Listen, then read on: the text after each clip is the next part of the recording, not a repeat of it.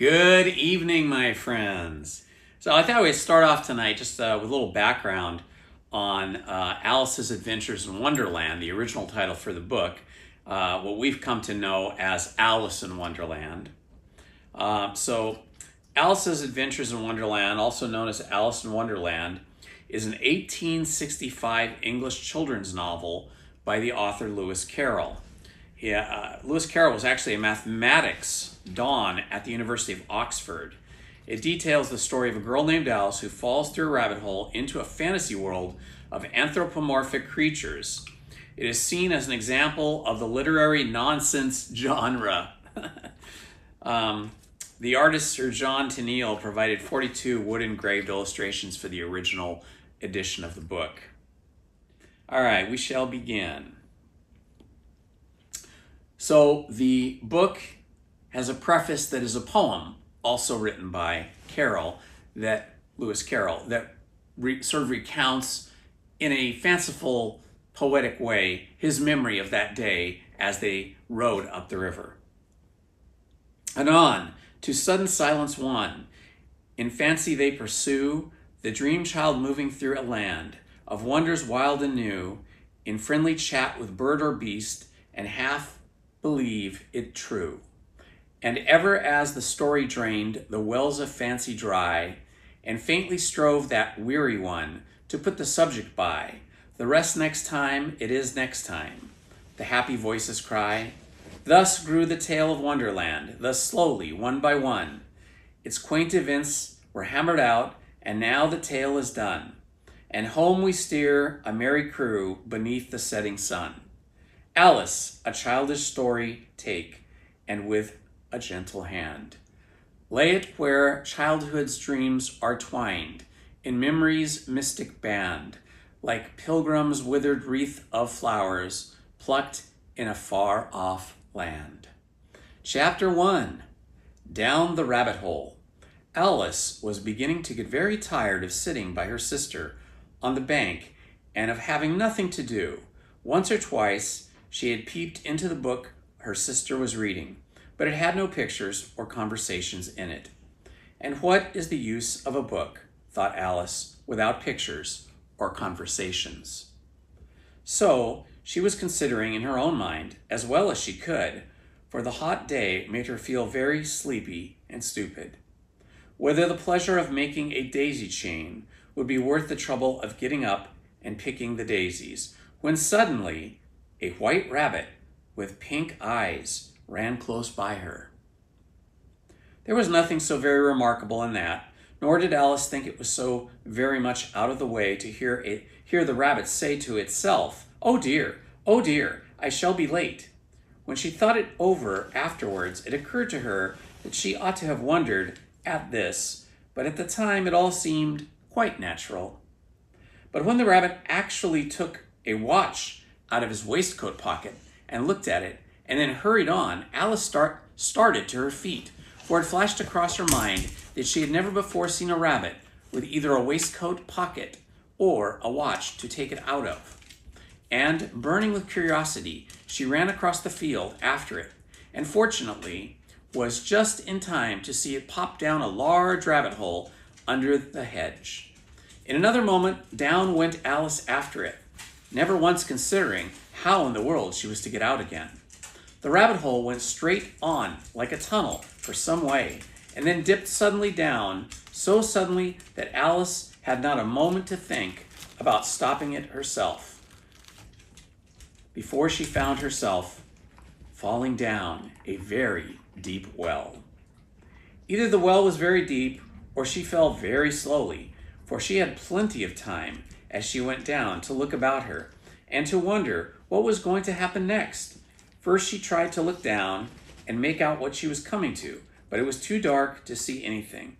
Then she looked at the sides as well and noticed that they were filled with cupboards and bookshelves, and here and there she saw maps and pictures hung up on pegs. She took down a jar from one of the shelves as she passed it. It was labeled orange marmalade, but to her great disappointment, it was empty. She did not like to drop the jar for fear of killing somebody underneath, so managed to put it into one of the cupboards as she fell past it. Well, thought Alice to herself, after such a fall as this, I shall think nothing of tumbling downstairs. How brave they'll all think me at home. Why, I wouldn't say anything about it, even if I fell off the top of the house, which was very likely true. Down, down, down. Would the fall never come to an end? I wonder how many miles I've fallen by this time, she said aloud. I must be getting somewhere near the center of the earth. Let me see. That would be 4,000 miles down, I think. For you see, Alice had learnt several things of this sort in her lessons at the schoolroom. And though this was not a very good opportunity for showing off her knowledge, as there was no one to listen to her, still, it was a good practice to say it over. Yes, that's about the right distance, but then I wonder what latitude and longitude I've got to. Alice had not the slightest idea of what latitude was, or longitude either, but she thought they were very nice, grand words to say. Presently she began again. I wonder if I shall fall right through the earth. How funny it'll seem to come out among the people that walk with their heads downwards. The antipathies, I think. She was rather glad there was no one listening this time, as it didn't sound at all the right word. But I shall have to ask them what the name of the country is, you know. Please, ma'am, is this New Zealand or Australia? And then she tried to curtsy as she spoke, fancy curtsying as you're falling through the air. Do you think you could manage it? And what an ignorant little girl she'll think of me for asking. No, it'll never do to ask. Perhaps I shall see it written up somewhere. Down, down, down. There was nothing else to do, so Alice soon began talking again. Dinah'll miss me very much tonight. Dinah will miss me very much tonight, I should think. Dinah was the cat. I hope they'll remember her saucer of milk at tea time. Dinah, my dear, I wish you were down here with me. There are no mice in the air. I'm afraid you might have to catch a bat. And that's very much like a mouse, you know. But do cats eat bats, I wondered? And here Alice began to get rather sleepy and went on saying to herself in a dreamy sort of way, do cats eat bats? Do cats eat bats? And sometimes, do bats eat cats? For you see, as she couldn't answer either question, it didn't much matter which way she put it. She felt that she was dozing off and had just begun to dream.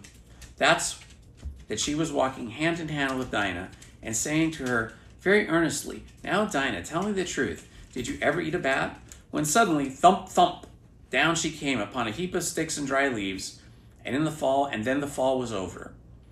Alice was not a bit hurt, and she jumped up on her feet in a moment. She looked up, but it was all dark overhead. Before her was another long passage, and the white rabbit was still in sight, hurrying down it. There was not a moment to be lost. Away Alice went, like the wind, and was just in time to hear it say, as it turned the corner, oh, my ears and whiskers, how late it's getting. She was close behind it when she turned the corner, but the rabbit was no longer to be seen. She found herself in a long, low hall, which was lit up by a row of lamps hanging from the roof. There were doors all around the hall, but they were all locked, and when Alice had been all the way down one side and up the other, trying every door, she walked sadly down the middle, wondering how she was ever going to get out again.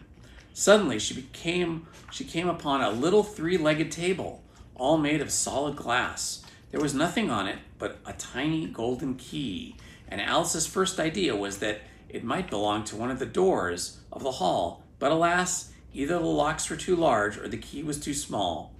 But at any rate, it would not open any of them. However, on the second time around, she came upon a low curtain she had noticed before, and behind it was a little door about 15 inches high. She tried it, and the little golden key in the lock, and to her great delight, it fitted. Alice opened the door and found that it led into a small passage, not much larger than a rat hole. She knelt down and looked along the passage into the loveliest garden she'd ever saw. How she longed to get out of that dark hall and wander about among those beds and bright flowers and those cool fountains. but she could not even get her head through the doorway. And even if my head would go through, thought poor Alice, it would be of very little use without my shoulders. Oh, how I wish I could shut up like a telescope. I think I could, if only I knew how to begin. For you see, so many out-of-the-way things had happened lately that Alice had begun to think that very few things indeed were really impossible. There seemed to be no use in waiting by the little door, so she went back to the table, half hoping she might find another key on it, or at any rate a book of rules for shutting people up like telescopes. This time she found a little bottle on it, which certainly was not there before, said Alice, and tied around the neck of the bottle was a paper label with the words, "Drink me," beautifully printed in large letters. It was all very well to say "drink me," but the wise little Alice was not going to do that in a hurry. "No, I'll look first," she said, "and see whether it's marked poison or not." For she had read several nice little stories about children who had got burnt and eaten by wild beasts and other unpleasant things, all because they would not remember the simple rules their friends had taught them, such as that a red-hot poker will burn you if you hold it for too long, and that if you cut your finger very deeply with a knife, it usually bleeds, and she'd never forgotten that. If you drink much from a bottle marked poison, it is almost certain to disagree with you, and sooner or later. However, this bottle was not marked poison, so Alice ventured to taste it. Finding it very nice, it had in fact a sort of mixed flavor of cherry tart, custard, pineapple, roast turkey, toffee, and hot buttered toast.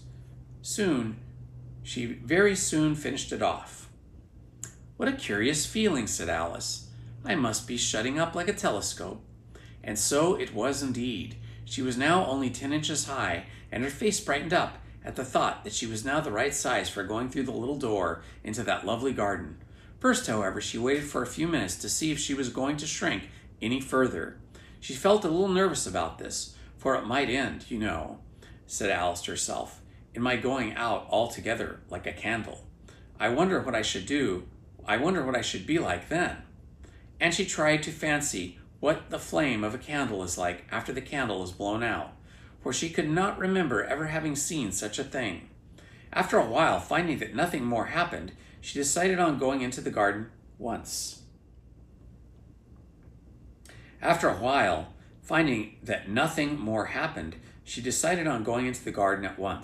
But alas, for poor Alice, when she got to the door, she found she had forgotten the little golden key. And when she went back to the table for it, she found she could not possibly reach it. She could not see it. She could see it plainly through the glass, and she tried her best to climb up one of the legs of the table, but it was too slippery. And when she had tired herself out with trying, the poor little thing sat down and cried. "Come, there's no use in crying like that," said Alice to herself rather sharply. "I advise you to leave off this minute." She generally gave herself very good advice, though she very seldom followed it, and sometimes she scolded herself so severely as to bring tears into her eyes, and once she remembered trying to box her own ears for having cheated herself in a game of croquet. She was playing against herself, for this curious child was very fond of pretending to be two people. "But it's no use," thought poor Alice, "to pretend to be two people. Why, there's hardly enough of me left to make one respectable person." Soon her eye fell on a little glass box that was lying under the table. She opened it and found in it a very small cake on which the words read, "Eat me," which were beautifully marked in currants. "Well, I'll eat it," said Alice, "and if it makes me grow larger, I can reach the key, and if it makes me grow smaller, I can creep under the door. So either way, I'll get into the garden. I don't care which happens." She ate a little bit, said anxiously to herself, "Which way, which way?" holding her hand on the top of her head to feel which way it was growing, and she was quite surprised to find that she remained the same size. To be sure, this generally happens when one eats cakes, but Alice had got so much into the way of expecting nothing but out of the way things to happen that it seemed quite dull and stupid for life to go on the common way. So she set to work and very soon finished the cake. Chapter 2. The Pool of Tears Curiouser and curiouser, cried Alice. She was so much surprised that for the moment she quite forgot how to speak good English. Now I'm opening out like the largest telescope that ever was. Goodbye, feet. For when she looked down at her feet, they seemed to be almost out of sight. They were getting so far off. Oh, my poor little feet, I wonder who will put on your shoes and stockings for you now, dears. I'm sure I shan't be able. I shall be a great deal too far off to trouble myself about you. You must manage the best way you can, but I must be kind to them, thought Alice, or perhaps they won't walk the way I want to go. Let me see, I'll give them a new pair of boots every Christmas. And she went on planning to herself how she would manage it. They must go by the carrier, she thought, and how funny it'll seem, sending presents to one's own feet, and how odd the directions will look. Alice's right foot, Esquire, Hearthrug, near the fender. With Alice's love. Oh dear, what nonsense, I'm talking. Just then, her head struck against the roof of the hall. In fact, she was now more than 9 feet high, and she at once took up the little golden key and hurried off to the garden door. Poor Alice! It was as much as she could do, lying down on one side to look through the garden with one eye, but to get through was more hopeless than ever. She sat down and began to cry. You ought to be ashamed of yourself, said Alice. A great girl like you, she might as well say, to go on crying in this way. Stop this moment, I tell you.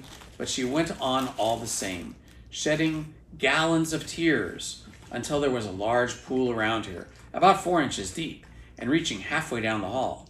After a time, she heard a little pattering of feet in the distance, and she hastily dried her eyes to see what was coming. It was the White Rabbit, returning splendidly dressed with a pair of white kid gloves in one hand and a large fan in the other. He came trotting along in a great hurry, muttering to himself as he came, Oh, the Duchess, the Duchess! Oh, won't she be savage if I've kept her waiting?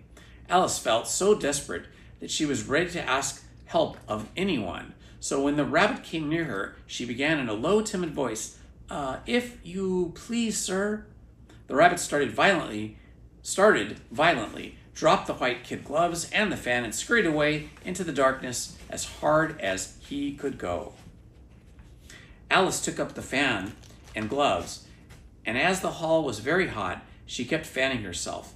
All the time she went on talking, Dear, dear, how queer everything is today. And yesterday things went on just as usual. I wonder if I've been changed in the night. Let me think. Was I the same when I got up this morning? I almost think I can remember feeling a little different. But I'm not the same. The next question is, who in the world am I? Ah, that's a great puzzle. And she began thinking over all the children she knew that were of the same age as her to see if she could have been changed for any of them. I'm sure I'm not Ada, she said, for her hair goes in such long ringlets, and mine doesn't go in ringlets at all. I'm sure I can't be Mabel, for I know all sorts of things, and she knows such very little. Besides, she's she, and I'm I, and oh dear, how puzzling it all is. I'll try if I know all the things I used to know. Let me see. 4 times 5 is 12, and 4 times 6 is 13, and 4 times 7 is, oh dear, I shall never get to 20 at that rate. However, the multiplication table doesn't signify. Let's try geography. London is the capital of Paris, and Paris is the capital of Rome, and Rome, no, that's all wrong. I'm certain I must have changed for Mabel. I'll try and say, how doth the little, and she crossed her hands on her lap, as if she were saying lessons, and began to repeat it, but her voice sounded hoarse and strange, and the words did not come the same as they used to do. How doth the little crocodile improve his shining tail, and pour the waters of the Nile on every golden scale? How cheerfully he seems to grin, how neatly spread his claws, and welcome little fishes in with gently smiling jaws. I'm sure those are not the right words, said poor Alice. and her eyes filled with tears again, and she went on, I must be Mabel after all, and I shall have to go and live in that poky little house, and have next to no toys to play with, and so many lessons to learn. No, I've made up my mind about it. If I'm Mabel, I'll stay down here. It'll be no use their putting their heads down and saying, come on up again, dear. I shall only look up and say, who am I, then? Tell me that first, and then, if I like that being that person, I'll come up. If not, I'll stay down here till someday else. But oh dear, cried Alice, with a sudden burst of tears, I do wish they would put their heads down. I am so very tired of being here all alone. As she said this, she looked down at her hands and was surprised to see that she had put on one of the rabbit's little white gloves while she was talking. How can I have done that, she thought. I must be growing small again. She got up and went to the table to measure herself by it, and found that as nearly as she could guess, she was now about 2 feet high, and was going on shrinking rapidly. She soon found that the cause of this was the fan she was holding, and she dropped it hastily, just in time to avoid shrinking away altogether. That was a narrow escape, said Alice, a good deal frightened and the sudden change, but very glad to find herself still in existence. And now for the garden. And she ran with all the speed back to the little door, but alas, the little door was shut, and the little golden key was lying on the glass table as before. And things were worse than ever, thought the poor child, for I never was so small as this before, never, and I declare it's too bad that it is. And she said these words. As she said these words, her foot slipped, and in another moment, splash, she was up to her chin in salt water. Her first idea was that she had somehow fallen into the sea, and that in that case, I can go back by the railway, she said to herself.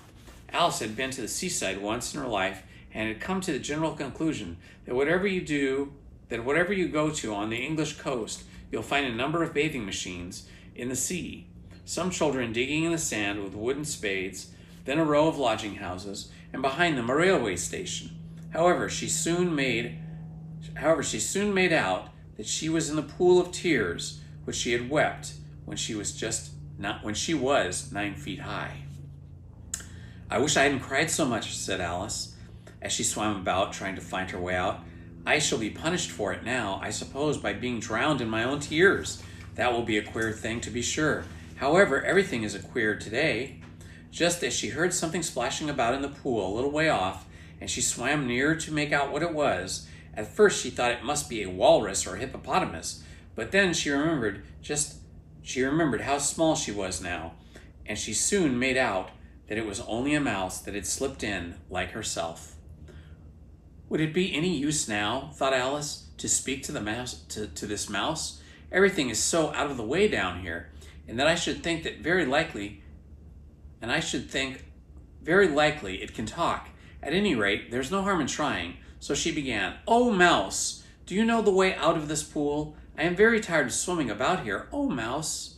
Alice thought this must be the right way of speaking to a mouse. She had never done such a thing before, but she remembered of having seen in her brother's Latin grammar a mouse of a mouse to a mouse, oh mouse.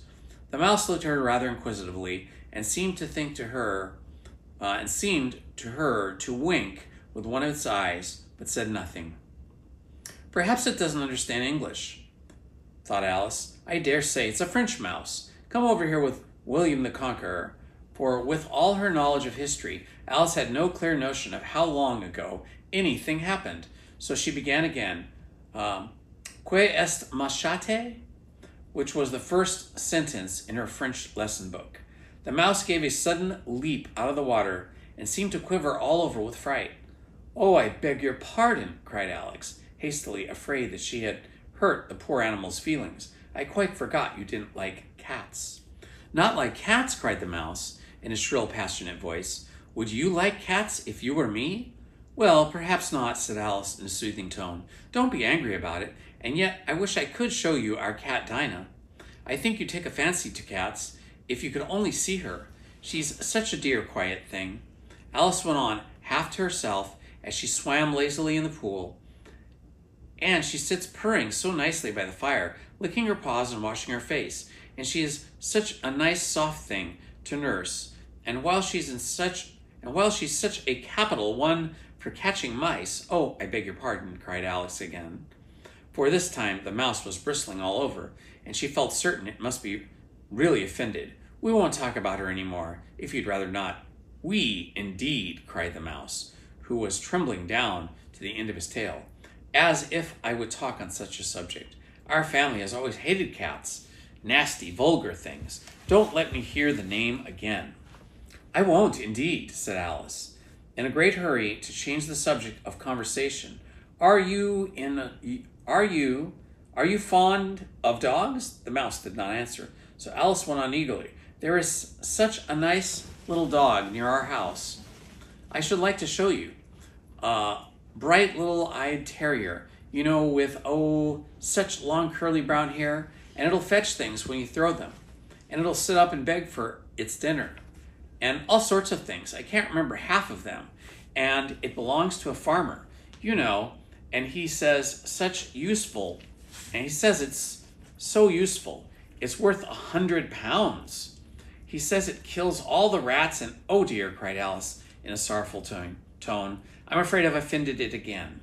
For the mouse was swimming away from her as hard as it could and making quite a commotion in the pool as it went. So she called softly after it, Mouse dear, do come back, and we won't talk about cats or dogs either if you don't like them. When the mouse heard this, it turned around and swam slowly back to her. Its face was quite pale with passion, Alice thought. And it said in a low, trembling voice, Let us get to the shore, and then I'll tell you my history, and you'll understand why it is I hate cats and dogs. It was quite time to go, for the pool was getting quite crowded with birds and animals that had fallen into it. There were a duck and a dodo, a lory and an eaglet, and several other curious creatures. Alice led the way, and the whole party swam to the shore. Chapter 3. The Caucus Race and the Long Tail. They were indeed a queer-looking party at the assembly. They were indeed a queer-looking party that assembled on the bank. The birds were draggled feathers, the animals with their fur clinging close to them, and all dripping wet, cross, and uncomfortable. The first question, of course, was how to get dry again.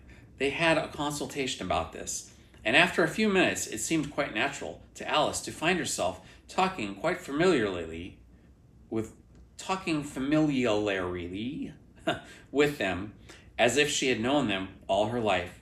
Indeed, she had quite a long argument with the lory, who at last turned sulky and would only say, I am older than you, and you must know better. And this Alice would not allow, without knowing how old it was, and as the lory positively refused to tell its age, there was no more to be said about it. At last, the mouse, who seemed to be a person of some authority among them, called out, Sit down, all of you, and listen to me. I'll soon make you dry enough. They all sat down at once, in a large ring, with the mouse in the middle. Alice kept her eyes anxiously fixed on them, for she felt sure she would catch a bad cold if she did not get dry very soon. Said the mouse with an important air, Are you all ready? This is the driest thing, I know.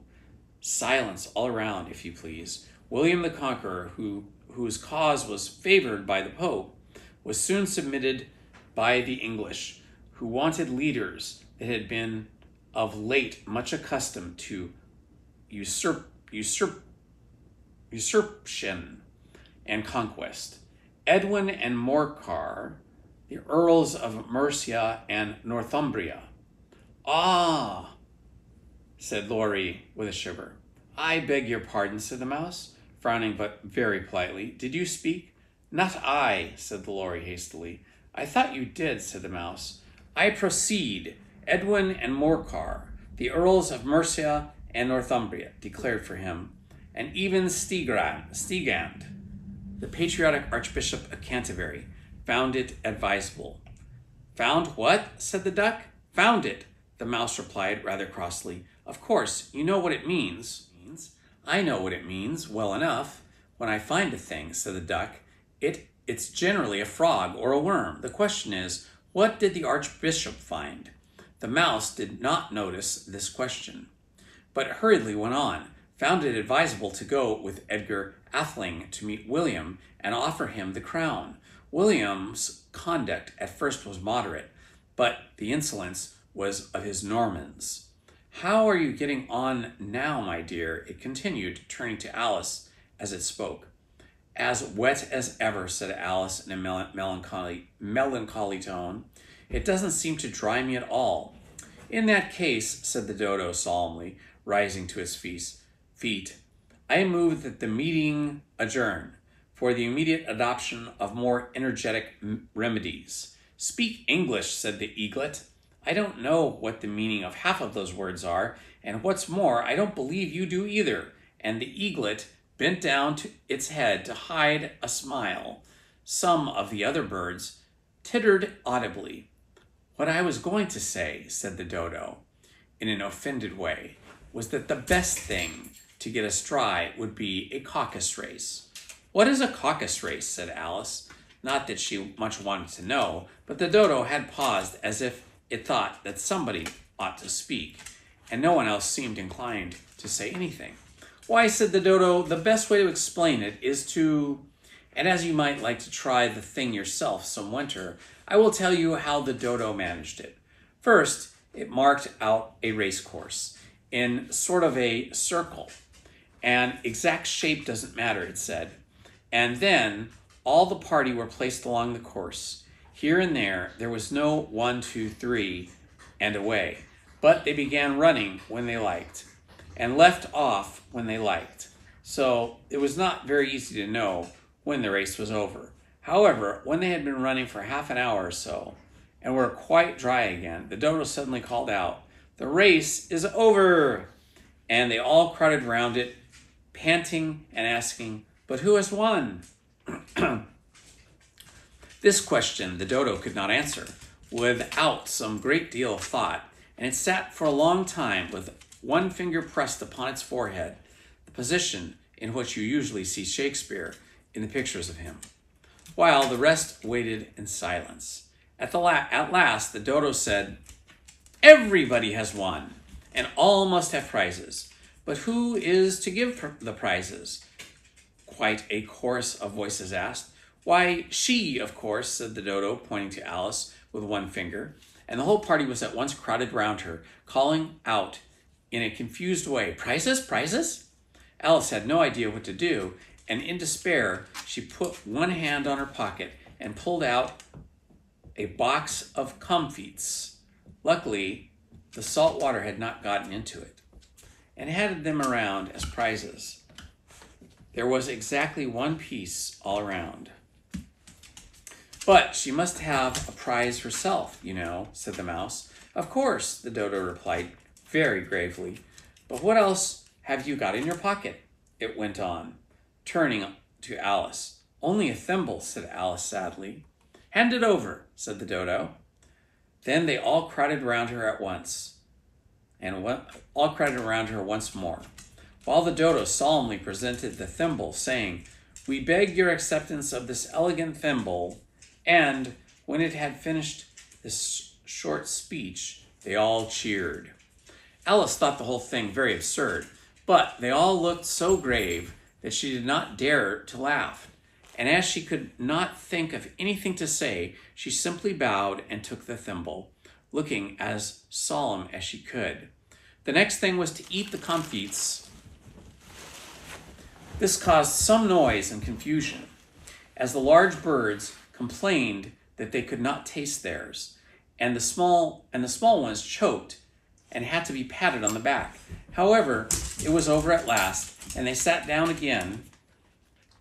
The next thing was to eat the comfits. This caused some noise and confusion, as the large birds complained that they could not taste theirs, and the small ones choked and had to be patted on the back. However, it was over at last, and they sat down again in a ring and begged the mouse to tell them something more. "You promised to tell me your history, you know," said Alice, "and why it is you hate C and D," she added in a whisper, half afraid it would be offended again.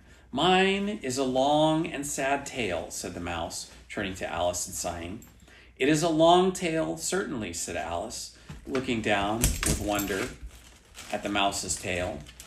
"But why do you call it sad?" And she kept on puzzling about it while the mouse was speaking, so that her idea of the tale was something like this. Fury said to a mouse that he met in the house, "Let us both go to the law. I will prosecute you. Come, I'll take you no denial. We must have a trial. For really, this morning I've got nothing to do," said the mouse to the cur. "Such a trial, dear sir, with no jury or judge, would be wasting our breath. I'll be judge, I'll be jury," said the cunning old furry. "I'll try the whole cause and condemn you to death."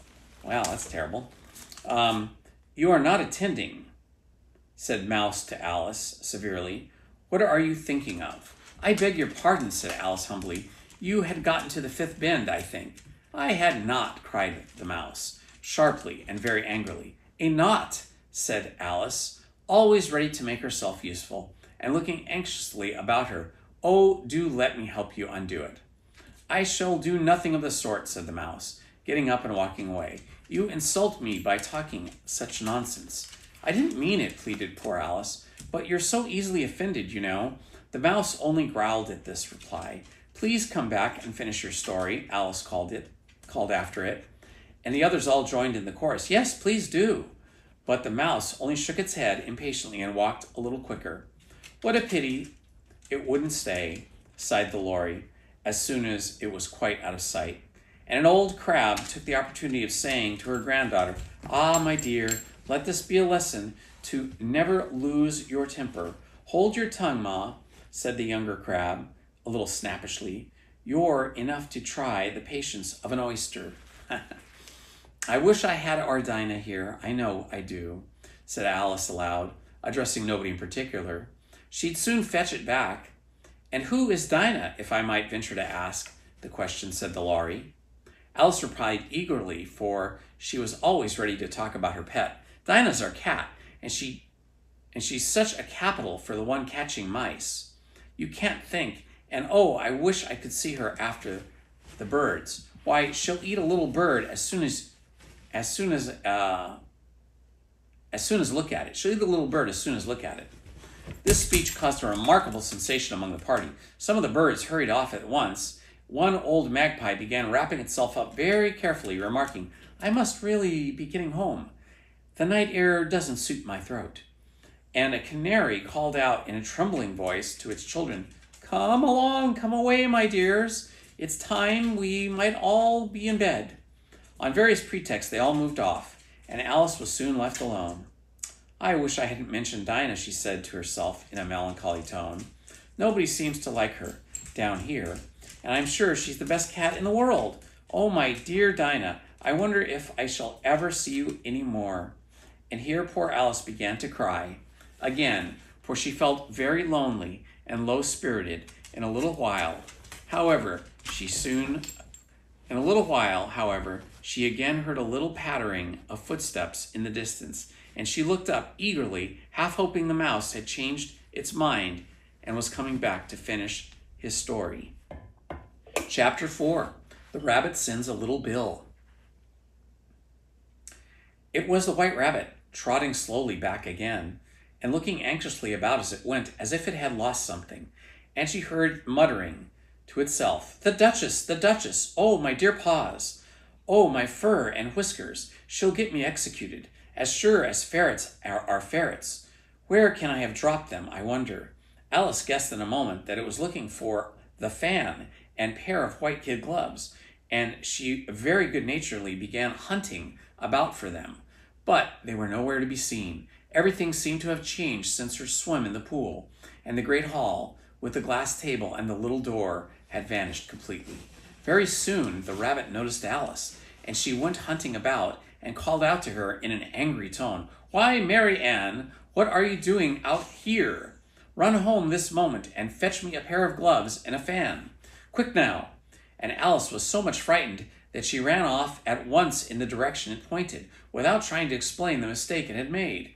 "He took me for his housemaid," she said to herself as she ran. "How surprised he'll be when he finds out who I am. But I'd better take him his fan and gloves, that is, if I can find them."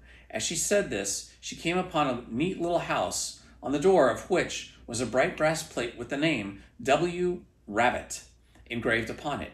She went in without knocking and hurried upstairs, in a great fear lest she should meet the real Mary Ann and be turned out of the house before she had found the fan and gloves. "How queer it seems," Alice said to herself, "to be going messages for a rabbit. I suppose Dinah'll be sending me messages next." And she began fancying the sort of thing that would happen. "Miss Alice, come here directly and get ready for your walk. Coming in a minute, nurse. But I've got to watch this mouse hole till Dinah comes back, and see that the mouse doesn't get out. Only I don't think," Alice went on, "that they'll let Dinah stop in the house if it began ordering people around like that."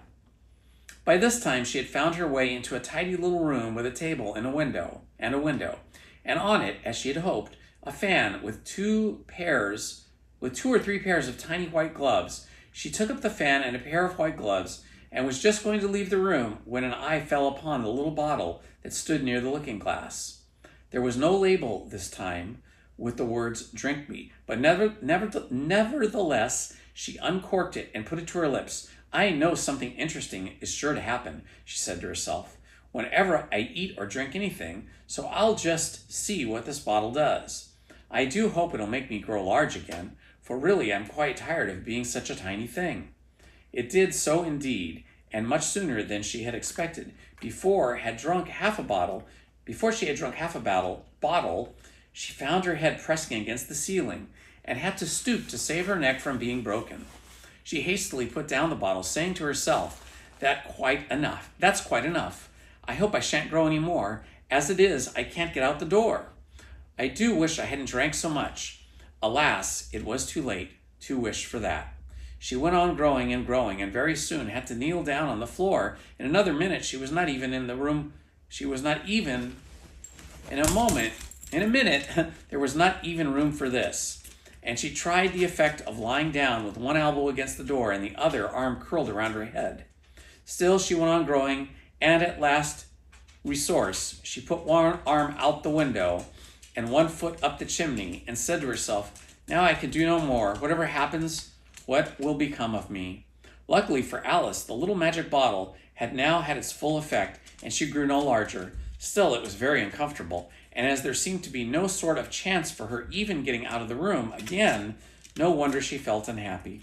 It was much pleasanter at home, thought poor Alice, when one wasn't always growing larger and smaller and being ordered about by mice and rabbits.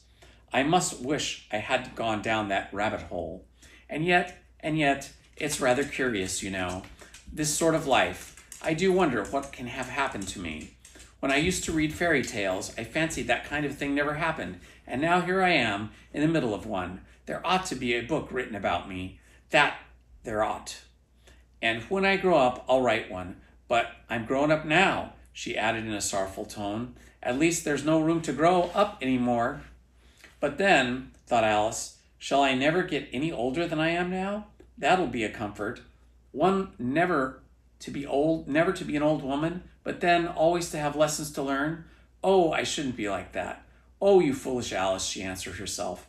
How can you learn lessons in here? Why, there's hardly room for you, and no room for any lessons or lesson books. And so she went on, taking first one side and then the other, and making quite a conversation of it altogether. But after a few minutes, she heard a voice outside and stopped to listen. Mary Ann, said the voice, fetch me my gloves this moment." Then came a little pattering of feet on the stairs. Alice knew it was the rabbit coming to look for her, and she trembled till she shook the house, quite forgetting that she was now about 1,000 times as large as the rabbit, and had no reason to be afraid. Presently the rabbit came upon the door, and tried to open it, but the door opened inwards, and Alice's elbow was pressed hard against it. That attempt proved a failure. Alice heard it say to itself, "Then I'll go around and I'll get in at the window."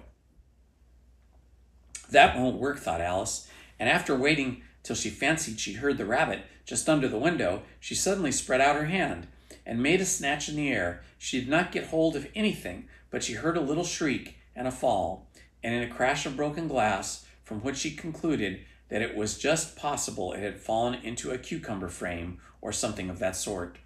Next came an angry voice, the rabbit's, "Pat, Pat, where are you?" And then the voice she'd never heard before, "Sure, then I'm here, digging for apples, your honor." "Digging for apples, indeed," said the rabbit angrily. "Here, come and help me out of this. Sounds of more broken glass." "Now tell me, Pat, what's that in the window?" "Sure, it's an arm, your honor." He pronounced it arm. "An arm, you goose. You never saw one that size. Why, it fills the whole window." "Sure it does, your honor, but an arm for all of that."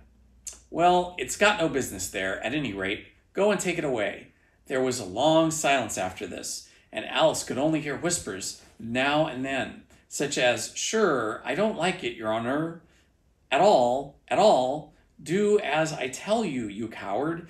And at last she spread out her hand again and made another snatch in the air. This time there were two little shrieks and more sounds of broken glass. "What a number of cucumber frames there must be," thought Alice. "I wonder what they'll do next. As for pulling me out of the window, I only wish they could. I'm sure I don't want to stay here any longer." She waited for some time without hearing anything more. At last came a rumbling, of little cartwheels, and a sound of a good many voices all talking together. She made out the words, "Where's the other ladder? Why, I hadn't to bring but one. Bill's got the other. Bill, fetch it here, lad. Here, put 'em up in this corner. No, tie 'em together first. They don't reach half the height yet. Oh, they'll do well enough. Don't be particular here, Bill. Catch hold of this rope and the roof. Will the roof bear? Mind the loose slate. Oh, it's coming down. Heads below." And there was a loud crash. "Now, who did that?" "It was Bill." "I fancy who's to go down the chimney." "Nay, I shan't. You do it." "That I won't, then. Bill's to go down." "Here, Bill, the master says you've got to go down the chimney." "Oh, so Bill's got to come down the chimney. Has he?" said Alice herself. "Why, they seem to put everything upon Bill. I wouldn't be in Bill's place for a good deal. This fireplace is narrow, to be sure, but I think I can kick a little." She drew her foot as far down the chimney as she could and waited till she heard a little animal. She couldn't guess what sort it was, scratching and scrambling about the chimney close above her. Then saying to herself, "This is Bill," she gave one sharp kick and waited to see what would happen next. The first thing she heard was a general chorus of, "There goes Bill!" Then the rabbit's voice along, "Catch him! You catch him by the hedge!" Then silence, and then another confusion of voices. "Hold up his head!"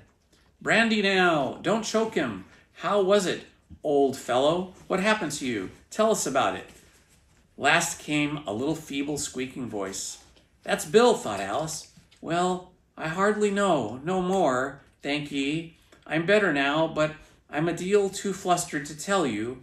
All I know is something comes at me like a jack-in-the-box and goes like a skyrocket." "So did you, old fellow," said the others. "You must burn the house down," said the rabbit in a voice. And Alice called out as loud as she could, "If you do, I'll set for Dinah at you." There was a dead silence instantly, and Alice thought to herself, "I wonder what they'll do next. If they had any sense, they'd take off the roof." After a minute or two, they began moving about again, and Alice heard the rabbit say, "A barrowful will do." To begin with, a barrowful of what? thought Alice, but she had not long to doubt, for the next moment a shower of little pebbles came rattling in the window, and through them, and some of them hit her face. "I'll put a stop to this," she said to herself, and shouted out, "You better not do that again," which produced another dead silence. Alice noticed with some surprise that the pebbles were all turning into little cakes as they lay on the floor. and a bright idea came to her head. If I eat one of these cakes, she thought, it's sure to make some changes in my size, and it can't possibly make me any larger. It must make me smaller, I suppose. So she swallowed one of the cakes and was delighted to find she began shrinking directly. As soon as she was small enough to get through the door, she ran out of the house and found quite a little crowd of animals and birds waiting outside. The poor little lizard, Bill, was in the middle, being held up by 2 guinea pigs who were giving it something out of a bottle. They all made a rush at Alice the moment she appeared. The first thing I've got to do, said Alice to herself as she wandered about in the wood, is to grow to my right size again, and the second thing is to find my way into that lovely garden. I think that will be the best plan. It sounded an excellent plan, no doubt, and very neatly and simply arranged. The only difficulty was that she had not the smallest idea of how to set about it. And while she was peering about anxiously among the trees, a little sharp bark just over her head made her look up in a great hurry. An enormous puppy was looking down with large round eyes at her and feebly stretching out one paw, trying to touch her. Poor little thing, said Alice in a coaxing tone as she tried to whistle to it.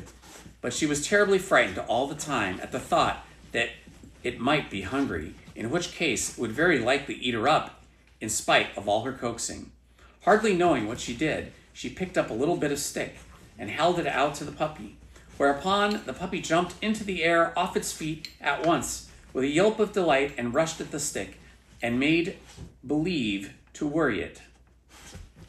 And Alice dodged behind a great thistle to keep herself from being run over, and the moment she appeared on the other side, the puppy made another rush at the stick and tumbled head over heels in a hurry to get hold of it.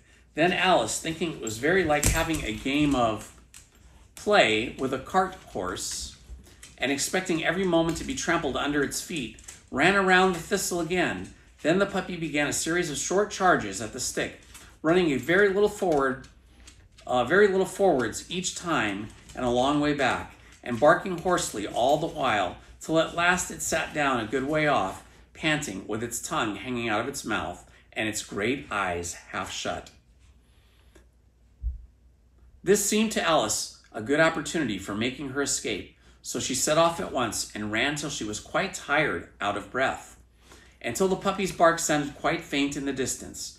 And yet, what a dear little puppy it was, said Alice, as she leant against the buttercup to rest herself and fanned herself with one of the leaves.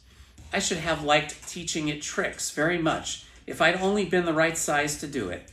Oh dear, I'd nearly forgotten that I've just got to grow up again. Let me see. How is it to be managed? I suppose if I eat a cake or drink something or other, but the great question is what? The great question certainly was what? Alice looked around all around her at the flowers and the blades of grass, but she did not see anything that looked like the right thing to eat or drink under the circumstances.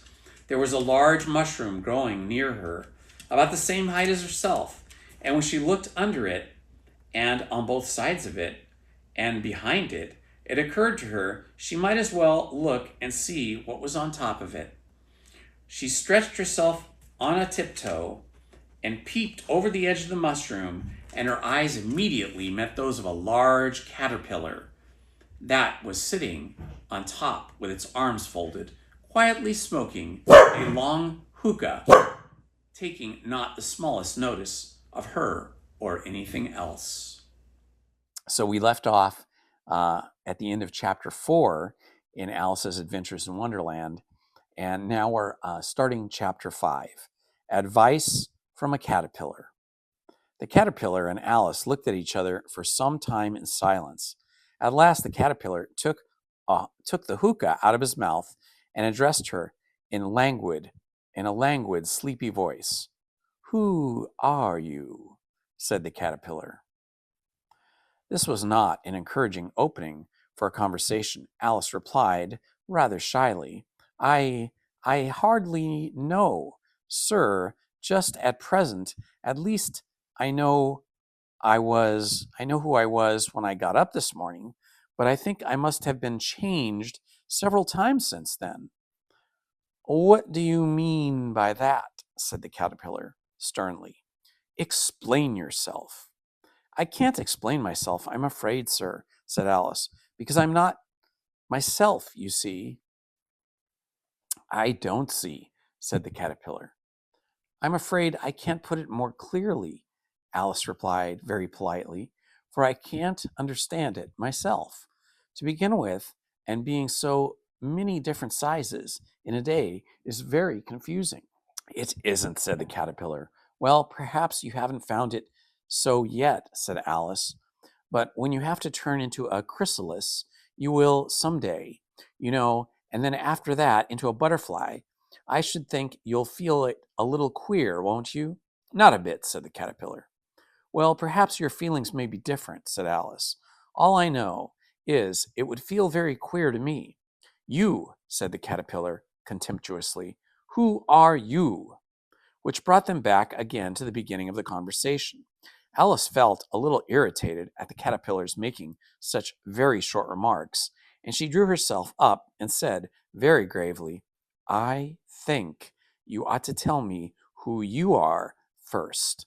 Why? Said the caterpillar.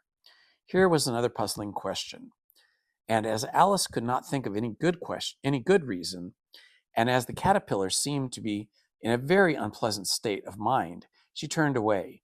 Come back, the caterpillar called after her.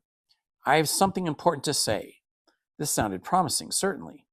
Alice turned and came back again. Keep your temper, said the caterpillar. Is that all? Said Alice, swallowing down anger as well as she could. No, said the caterpillar. Alice thought she might as well wait, as she had nothing else to do, and perhaps, after all, it might tell her something worth hearing.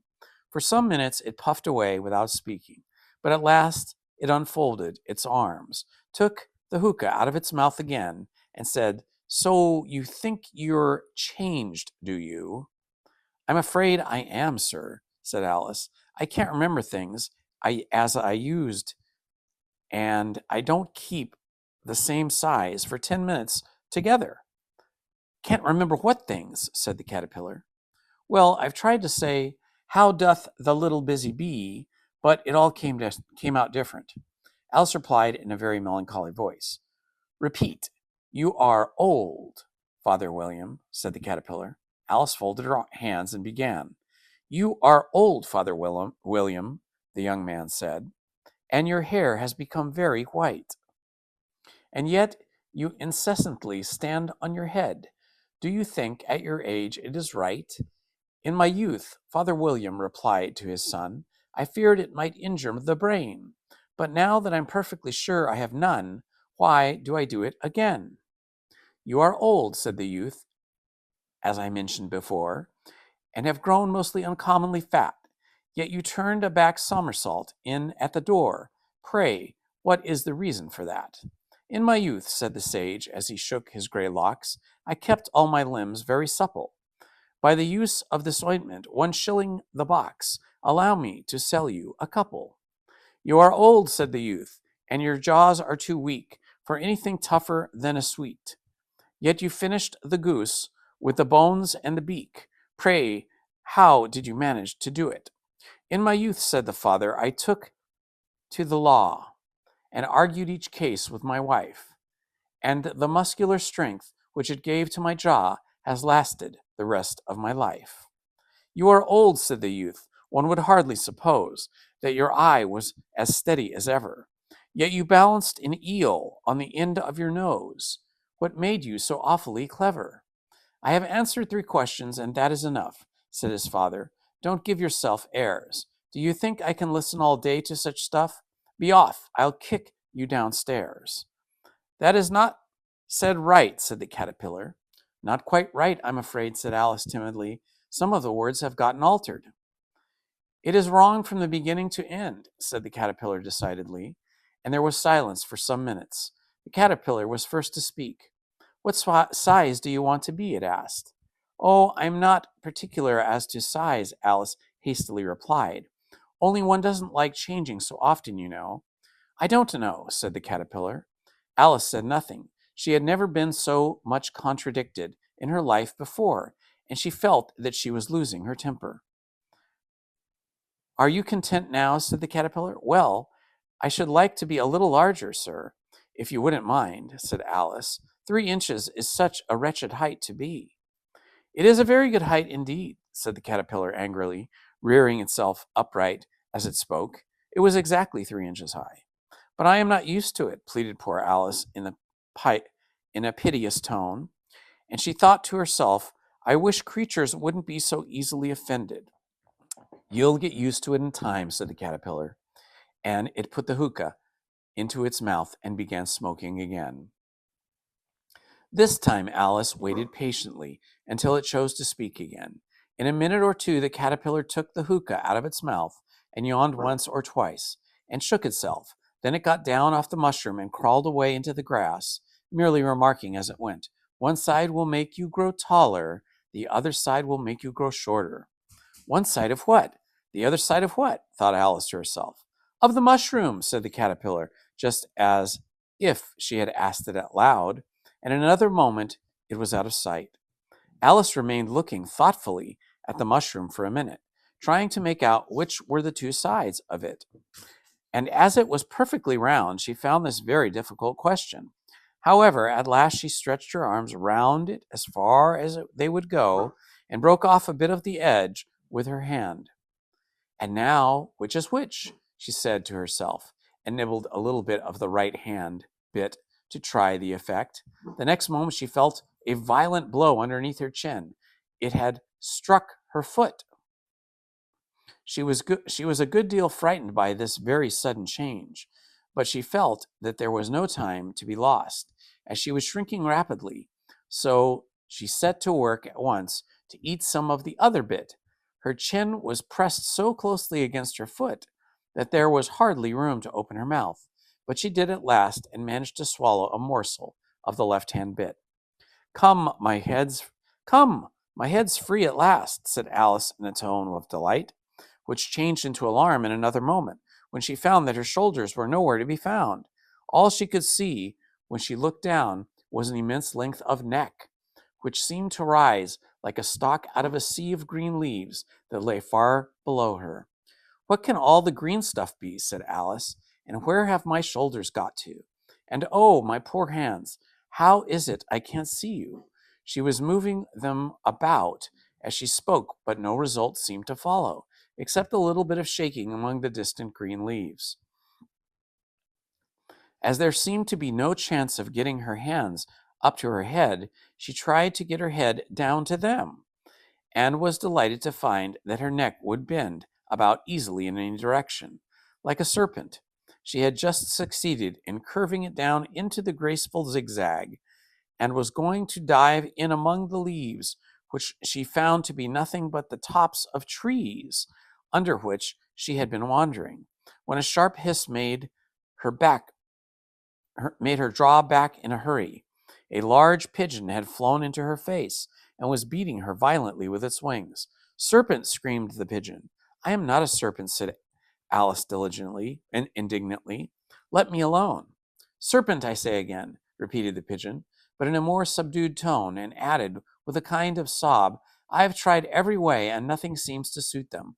"I haven't the least idea what you're talking about," said Alice. "I've tried the roots of trees, I've tried banks, I've tried hedges," the pigeon went on, without attending to her, "but those serpents, there no pleasing them." Alice was more and more puzzled, but she thought there was no use in saying anything more till the pigeon had finished. "As if it wasn't trouble enough hatching the eggs," said the pigeon, "but I must be on the lookout for serpents night and day. Why, I haven't had a wink of sleep these 3 weeks." "I'm very sorry you've been annoyed," said Alice, who was beginning to see its meaning.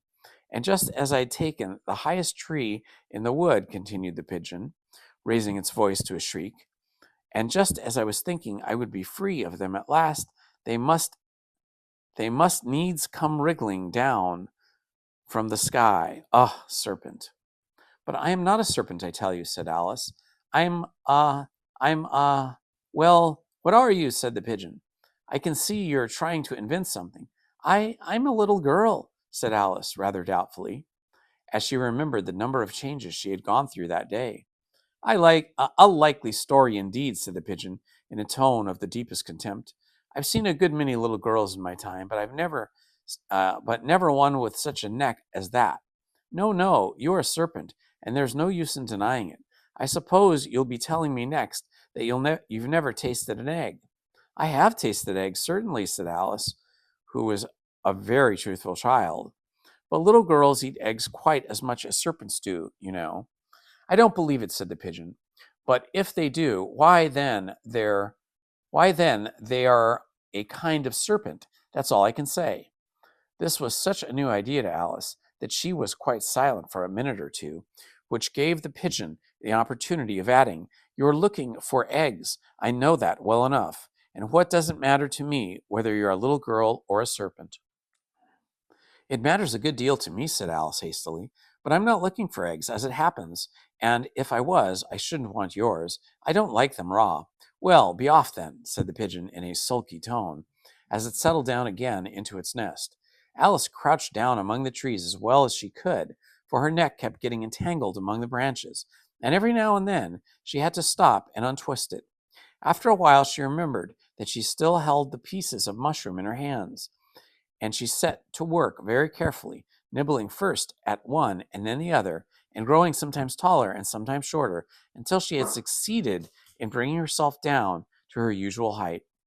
It was so long since she had been anything near the right size that it felt quite strange at first, but she got used to it in a few minutes and began talking to herself as usual. "Come, there's half my plan done now. How puzzling all these changes are. I'm never sure what I'm going to be from one minute to another. However, I've got to get back to my right size. The next thing is to get into that beautiful garden. How is that going to be done, I wonder?" As she said this, she came suddenly upon an open place with a little house in it about 4 feet high. "Whoever lives there," thought Alice, "it'll never do to come upon them this size. Why, I should frighten them out of their wits." So she began nibbling on the right hand bit again, and did not venture to go near the house till she had brought herself down to 9 inches tall. Chapter 6. Pig and Pepper. For a minute or two she stood looking at the house and wondering what to do next, when suddenly a footman in livery came running out of the wood. She considered him to be a footman because he was in livery. Otherwise, judging by his face only, she would have called him a fish, and rapped loudly at the door with his knuckles. It was opened by another footman in livery, with a round face and a large eyes like a frog. And both footmen, Alice noticed, had powdered their hair and curled all over their heads. Had powdered hair that curled all over their heads. She felt very curious to know what that was all about, and crept a little way out of the wood to listen. The fish footman began producing from under his arm a great letter, nearly as large as himself, and this he handed over to the other, saying, in a solemn tone, "For the Duchess, an invitation from the Queen to play croquet." The frog footman repeated it in the same solemn tone, only changing the order of the words a little. "From the Queen, an invitation for the Duchess to play croquet." Then they both bowed low, and their curls got entangled together. Alice laughed so much at this that she had to run back into the wood for fear of their hearing her. And when she next peeped out, the fish footman was gone, and the other was sitting on the ground near the door, staring stupidly into the sky. Alice went timidly to the door and knocked. "There's no sort of use in knocking," said the footman, and that for two reasons. First, because I'm on the same side of the door as you are. Secondly, because they're making such a noise inside, no one could possibly hear you. And certainly there was most extraordinary noise going on within, a constant howling and sneezing, and every now and then a great crash, as if a dish or a kettle had been broken to pieces. "Please then," said Alice, "how am I going to get in?" "There might be some sense in knocking," the footman went on without attending to her, "if we had the door between us. For instance, if you were inside, you might knock, and I would let you out, you know." He was looking up into the sky all the time. He was speaking, and this Alice thought undecidedly uncivil. But perhaps he can't help it, she said to herself. His eyes are so very nearly the top of his head. But at any rate, he might answer questions. How am I going to get in? She repeated aloud. I shall sit here, the footman remarked, till tomorrow. At this moment, the door of the house opened, and a large plate came skimming out, straight at the footman's head. It just grazed his nose and broke into pieces against the trees behind him. Oh, next day, maybe, the footman continued in the same tone, exactly as if nothing happened. How am I to get in? Asked Alice again in the louder tone. Are you to get in at all? Said the footman. That's the first question, you know. It was, no doubt, only Alice did not like to be told so. It's really dreadful, she muttered to herself, the way all creatures argue. It's enough to drive one crazy. Hello, Thea. The footman seemed to think that this good opportunity for repeating his remark with variations. I shall sit here, he said, on and off for days and days. But what am I to do? said Alice. Anything you like, said the footman, and began whistling. Oh, there's no use in talking to him, said Alice desperately. He's perfectly idiotic. And she opened the door and went in. The door led right into a large kitchen, which was full of smoke from one end to the other, and the Duchess was sitting on a three-legged stool in the middle, nursing a baby. The cook was leaning over a fire, stirring a large cauldron which seemed to be full of soup. There was certainly too much pepper in that soup, Alice said to herself as well as she could for sneezing. There was certainly too much of it in the air. Even the Duchess sneezed occasionally. And as for the baby, it was sneezing and howling alternately without a moment's pause. The only two creatures in the kitchen that did not sneeze were the cook and the large cat, which was sitting on a hearth and grinning from ear to ear. Please, would you tell me, said Alice, a little timidly, for she was not quite sure whether it was good manners for her to speak first, why your cat grins like that? It's a Cheshire cat, said the Duchess, and that's why. Pig. She said the last word with such sudden violence that Alice quite jumped, but she saw in another moment that it was addressed to the baby and not to her. So she took courage and went on again. I didn't know that Cheshire cats always grinned. In fact, I didn't know that cats could grin. They all can, said the Duchess, and most of them do. I don't know of any that do, Alice said very politely, feeling quite pleased to have gotten into a conversation. You don't know how much, said the Duchess, and that's a fact. Alice did not like the tone of this remark, and thought it would be as well to introduce some other subject into the conversation. While she was trying to fix on one, the cook took the cauldron of the soup off the fire and at once set to work on throwing everything within her reach at the Duchess and the baby. The fire irons came first, then followed a shower of saucepans, plates, and dishes. The Duchess took no notice of them, and even when they hit her and the baby was howling so much already that it was quite impossible to say whether the blows hurt or not. Oh, please mind what you're doing, cried Alice, jumping up and down in an agony of terror. Oh, there goes his precious nose, as an unusually large saucepan flew close by it and nearly carried it off. If everybody minded their own business, the Duchess said in a hoarse growl, the world would go round a deal faster than it does. Which would not be an advantage, said Alice, who felt very glad to get an opportunity of showing off a little of her knowledge. Just think of what work it would be to make Just think what work it would make with the day and night. You see, the Earth takes 24 hours to turn around on its axis. Talking of axes, said the Duchess, chop off her head. Alice glanced rather anxiously at the cook to see if she meant to take the hint, but the cook was busily stirring the soup and seemed not to be listening, so she went on again. 24 hours, I think, or is it 12? Oh, don't bother me, said the Duchess. I never could abide figures. And with that, she began nursing her child again, singing a sort of lullaby to it. as she did so, and giving it a violent shake at the end of every line. Speak roughly to your little boy, and beat him when he sneezes. He only does it to annoy, because he knows it teases. Wow, wow, wow. While the Duchess sang the second verse of the song, she kept tossing the baby violently up and down, and the poor little thing howled so that Alice could hardly hear the words. I speak severely to my boy, I beat him when he sneezes, for he can't thoroughly enjoy the pepper when he pleases. Wow, wow, wow. Here, you may nurse it a bit if you like, the Duchess said to Alice, flinging the baby at her as she spoke. I must go and get ready to play croquet with the Queen. And she hurried out of the room. The cook threw a flying pan at her as she went out, but just missed her.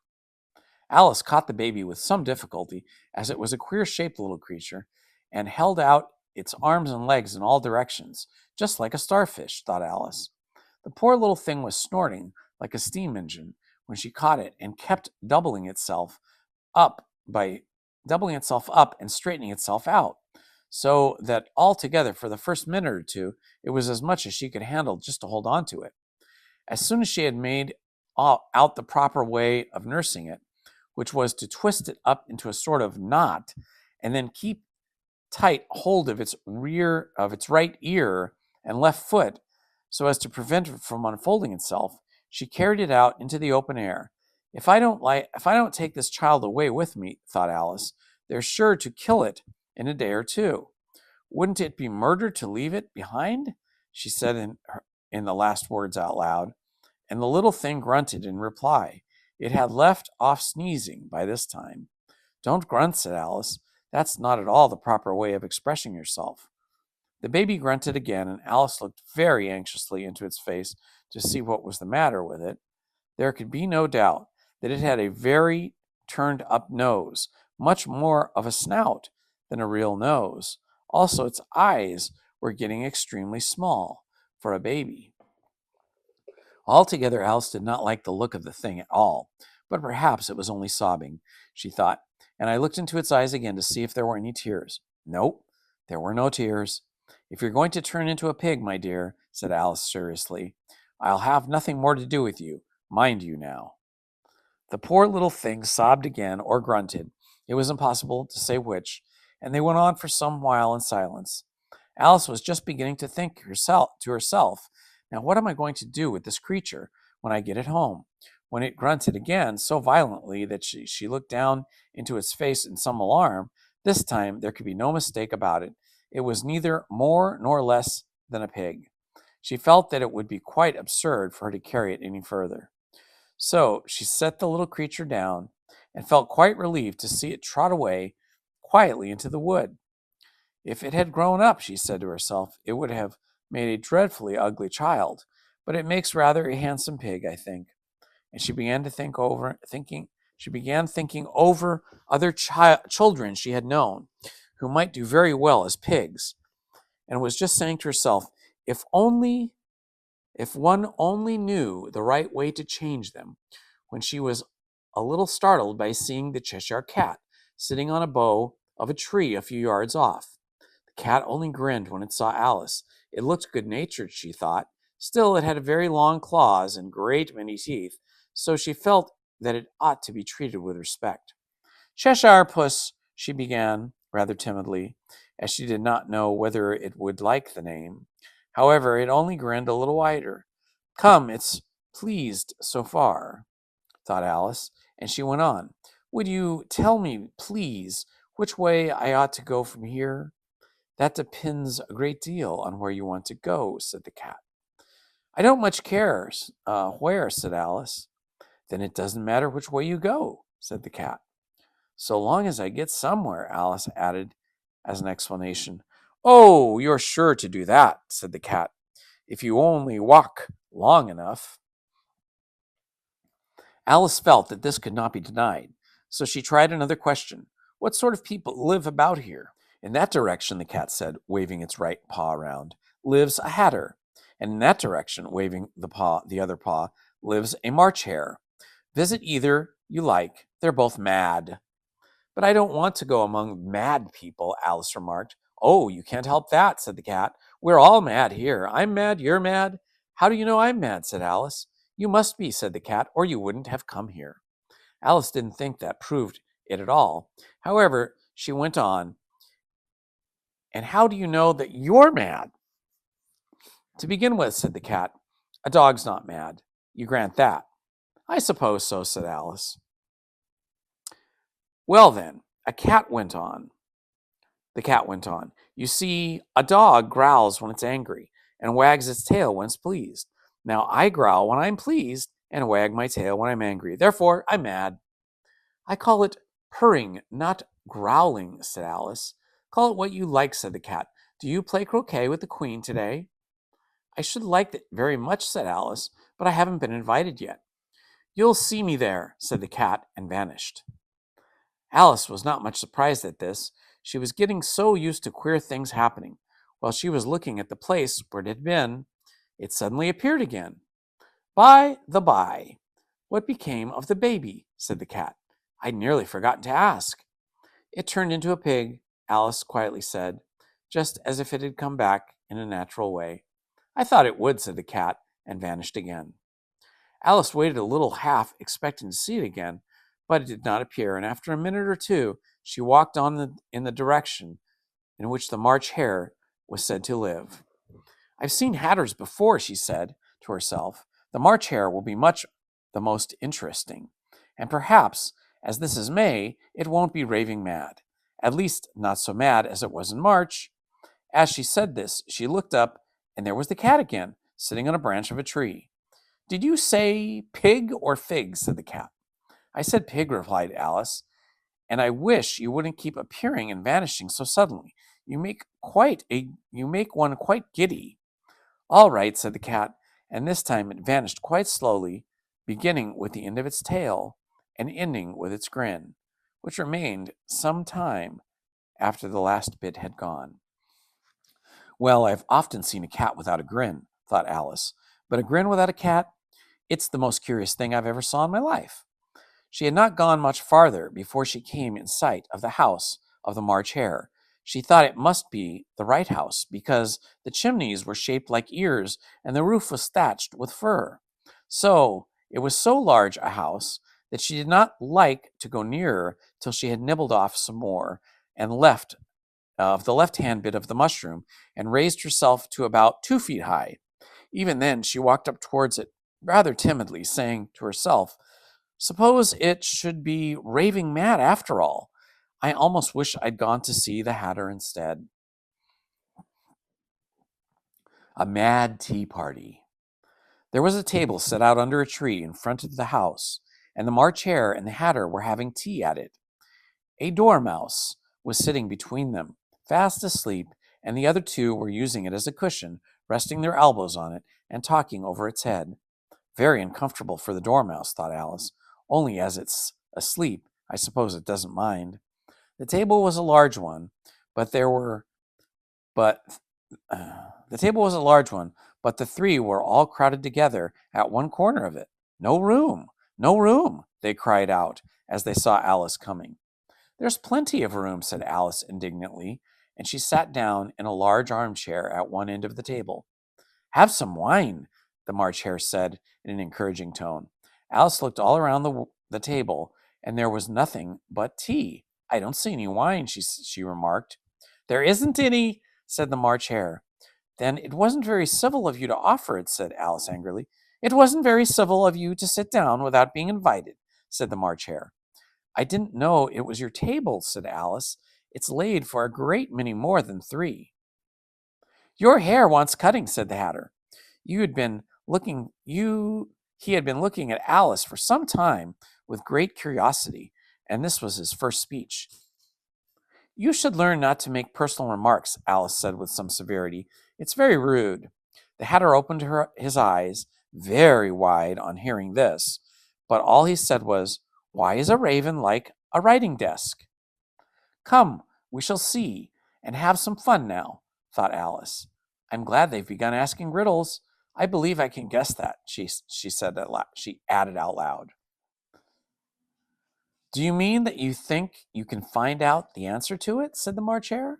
Exactly so, said Alice. Then you should say what you mean, the March Hare went on. I do, Alice hastily replied. At least I mean what I say. That's the same thing, you know. Not the same thing a bit, said the Hatter. You might just as well say that I see what I eat is the same thing as I eat what I see. You might you might just as well say, added the March Hare, that I like what I get is the same thing as I get what I like. You might just as well say, added the Dormouse, which seemed to be talking in his sleep, that I breathe when I sleep is the same thing as I sleep when I breathe. It is the same thing with you, said the Hatter, and here the conversation dropped, and the party sat silent for a minute, while Alice thought over all she could remember about the ravens and writing desks, which wasn't much. The Hatter was the first to break the silence. What day of the month is it? He said, turning to Alice. He had taken out his watch out of his pocket and was looking at it uneasily, shaking it every now and then and holding it to his ear. Alice considered a little and then said, The 4th. 2 days wrong, sighed the Hatter. I told you butter wouldn't suit the works, he added, looking angrily at the March Hare. It was the best butter, the March Hare meekly replied. Yes, but some crumbs must have got in as well, the Hatter grumbled. You shouldn't have put it in. You might as well say, added the Dormouse, which seemed to be talking in his sleep, that I breathe when I sleep is the same thing as I sleep when I breathe. It is the same thing with you, said the Hatter. And here the conversation dropped, and the party sat silent for a minute, while Alice thought over all she could remember about ravens and writing desks, which wasn't much. The Hatter was the first to break the silence. What day of the month is it? He said, turning to Alice. He had taken his watch out of his pocket and was looking at it uneasily, shaking it every now and then holding it to his ear. Alice considered this a little and then said, The 4th. 2 days wrong, sighed the Hatter. I told you butter wouldn't suit the works, he added, looking angrily at the March Hare. It was the best butter, the March Hare said and replied. Sorry, I know I'm reading this again, but I got a little lost when I went and after Meadow over there. Yes, but some crumbs must have gotten in as well, the Hatter grumbled. You shouldn't have put it in with a bread knife. The March Hare took the watch and looked at it gloomily. Then he dipped it into his cup of tea and looked at it again, but he could not think of nothing better to say than his first remark. It was the best butter, you know. Alice had been looking over his shoulder with some curiosity. What a funny watch, she remarked. It tells the day of the month and doesn't tell what o'clock it is. Why should it? Muttered the Hatter. Does your watch tell what year it is? Of course not, Alice replied very readily, but that's because it stays the same year for such a long time together. Which is just the case with mine, said the Hatter. Alice felt dreadfully puzzled. The Hatter remark seemed to have no sort of meaning in it, and yet it was certainly English. I don't quite understand you, she said as politely as she could. The Dormouse is asleep again, said the Hatter, as he poured a little hot tea upon its nose. The Dormouse shook its head impatiently and said, without opening its eyes, Of course, of course! Just what I was going to remark myself. Have you guessed the riddle yet? The Hatter said, turning to Alice again. No, I give it up, Alice replied. What's the answer? I haven't the slightest idea, said the Hatter. Nor I, said the March Hare. Alice sighed wearily. I think you might do something better with your time, she said, than waste it in asking riddles that have no answers. If you knew time as well as I do, said Hatter, you wouldn't talk about wasting it. It's him. I don't know what you mean, said Alice. Of course you don't, the Hatter said, tossing his head contemptuously. I dare say you never even spoke to time. Perhaps not, Alice cautiously replied, but I know I have to beat time when I learn music. Ah, that accounts for it, said the Hatter. He won't stand beating. Now, if you only kept on good terms with him, he'd do most anything you'd like with the clock. For instance, suppose it were 9 o'clock in the morning, just time to begin lessons. You'd only have to whisper a hint to time, and round goes the clock in a twinkling. 1:30, time for dinner. I only wish it was, the March Hare said to itself in a whisper. That would be grand, certainly, said Alice thoughtfully. But then I shouldn't be hungry for it. I shouldn't be hungry for it, you know.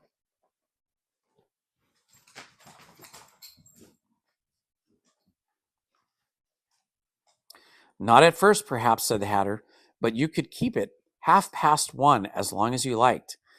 In that way, you'd manage, asked Alice. The Hatter shook his head mournfully. Not I, he replied. We quarreled last March, just before he went mad, you know, pointing his teaspoon at the March Hare. It was at a great concert given by the Queen of Hearts, and I had to sing. Twinkle, twinkle, little bat, how I wonder what you're at. You know the song, perhaps? I've heard something like it, said Alice. It goes, you know, the Hatter continued in this way. Up above the world you fly, like a tea tray in the sky. Twinkle, twinkle. Here the dormouse shook itself and began singing in its sleep. Twinkle, twinkle, twinkle, twinkle. And it went on so long it had to pinch. They had to pinch it to make it stop.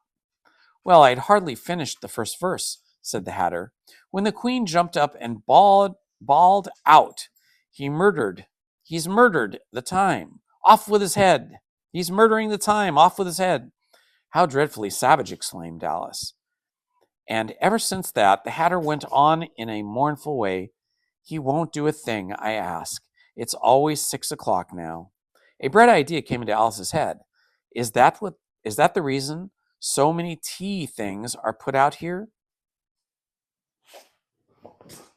Yes, that's it, said the Hatter with a sigh. It's always tea time, and we've no time to wash the things between whiles.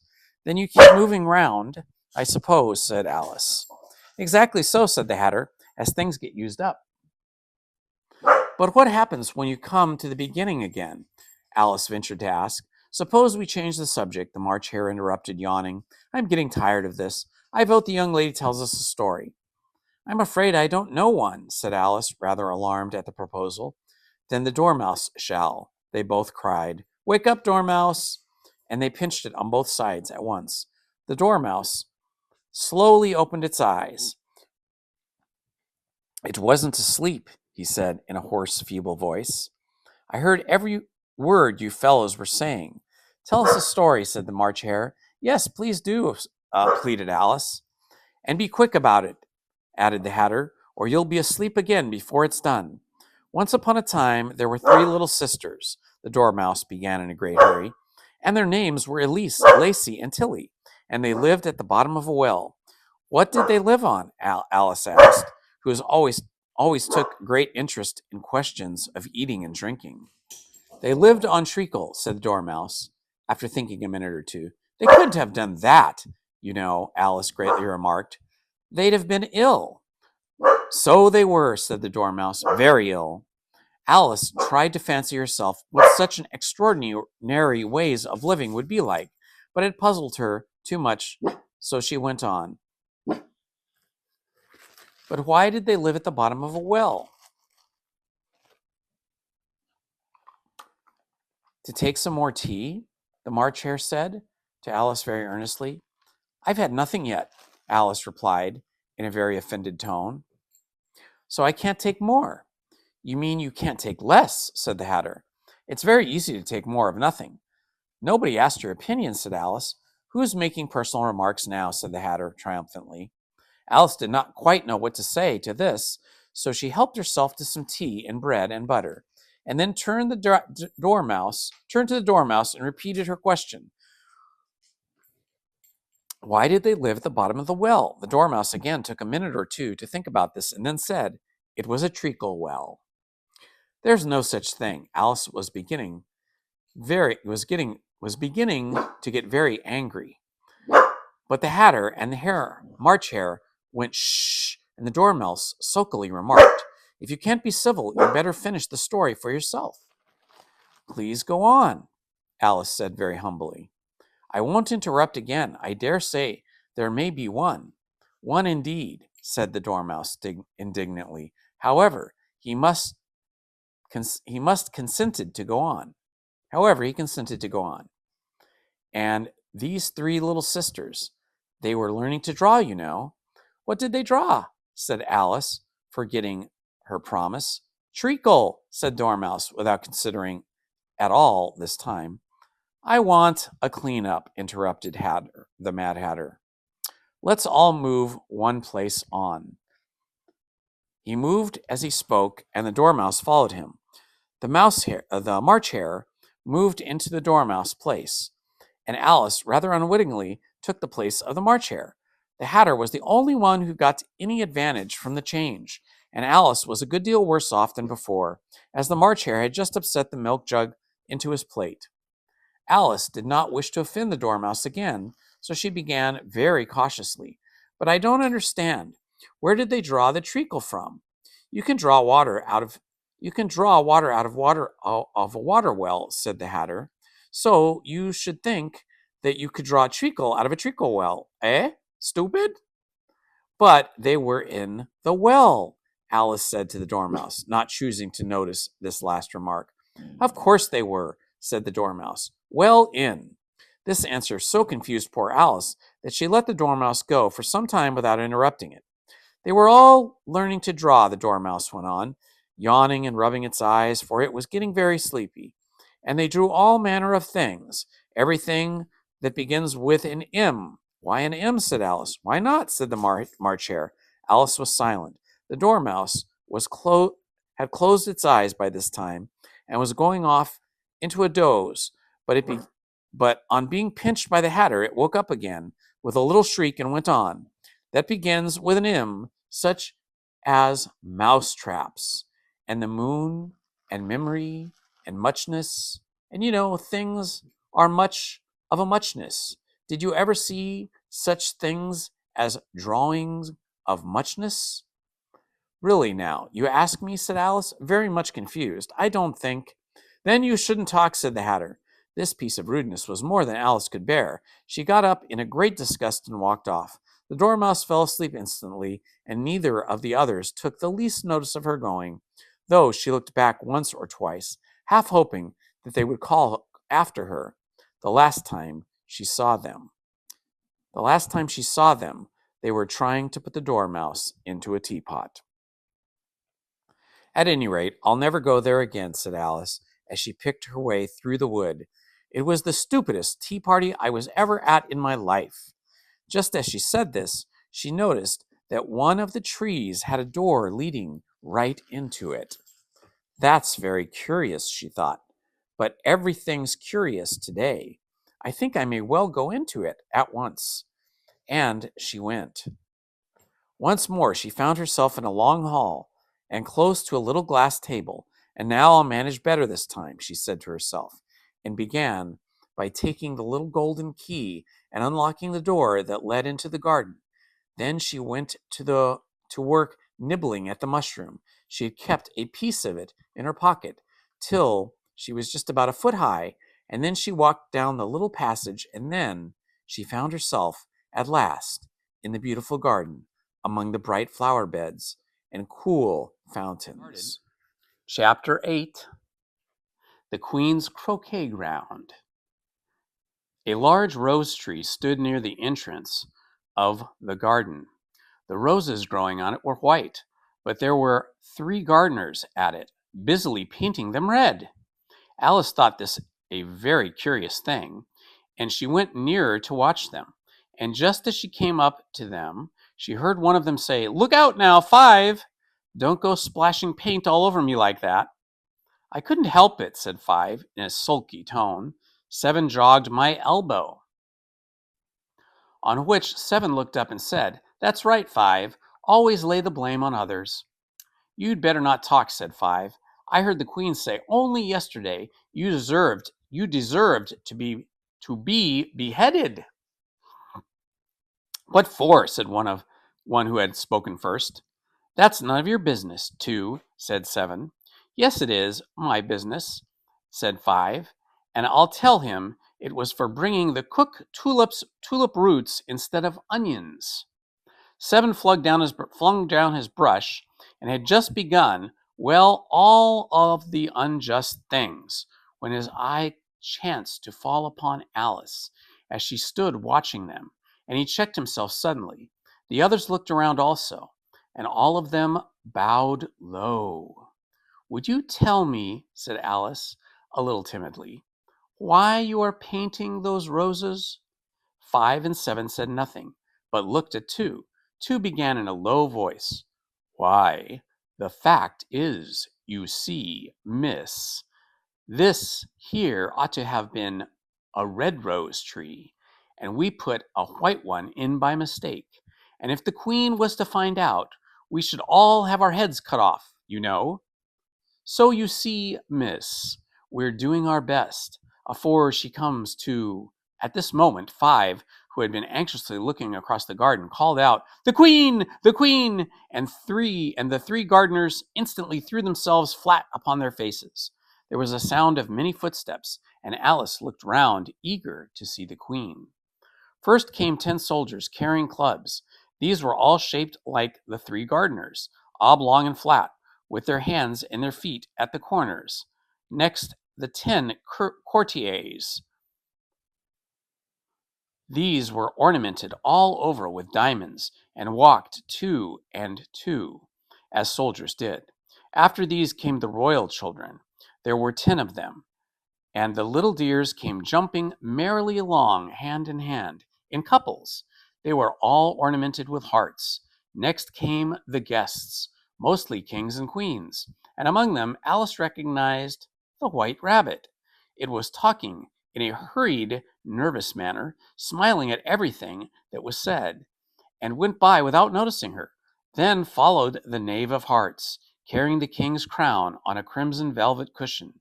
And last of all, this grand procession, came the king and queen of hearts. Alice was rather doubtful whether she ought not to lie down on her face like the 3 gardeners, but she could not remember ever having heard of such a rule at processions. And besides, what would be the use of a procession, thought she, if people had all lie down upon their faces so that they couldn't see it? So she stood still where she was and waited. When the procession came opposite to Alice, they all stopped and looked at her, and the queen said severely, "Who is this?" She said it to the knave of hearts, who only bowed and smiled in reply. "Idiot!" said the queen, tossing her head impatiently, and turning to Alice, she went on, "What's your name, child?" "My name is Alice, so please your majesty," said Alice very politely, but she added to herself, "Why, they are only a pack of cards after all. I needn't be afraid of them." "And who are these?" said the queen, pointing to the 3 gardeners who were lying around the rose tree. For you see, as they were lying on their faces, and the pattern of their backs was the same as the rest of the pack, she could not tell whether they were gardeners or soldiers, courtiers, or 3 of her own children. How should I know?" said Alice, surprised at her own courage. "It's no business of mine." The queen turned crimson with fury, and after glaring at her for a moment like a wild beast, screamed off with her head, "Off with her head! Off, off, off with it!" "Nonsense," said Alex, very loudly and decidedly, and the queen was silent. The king laid his hand upon her arm and timidly said, "Consider, my dear, she is only a child." The queen turned angrily away from him and said to the knave, "Turn them over." The knave did so, very carefully, with one foot. "Get up," said the queen, in a shrill, loud voice, and the 3 gardeners instantly jumped up and began bowing to the king and queen, the royal children, and everybody else. "Leave off that," screamed the queen. "You make me giddy." And then, turning to the rose tree, she went on, "What have you been doing here?"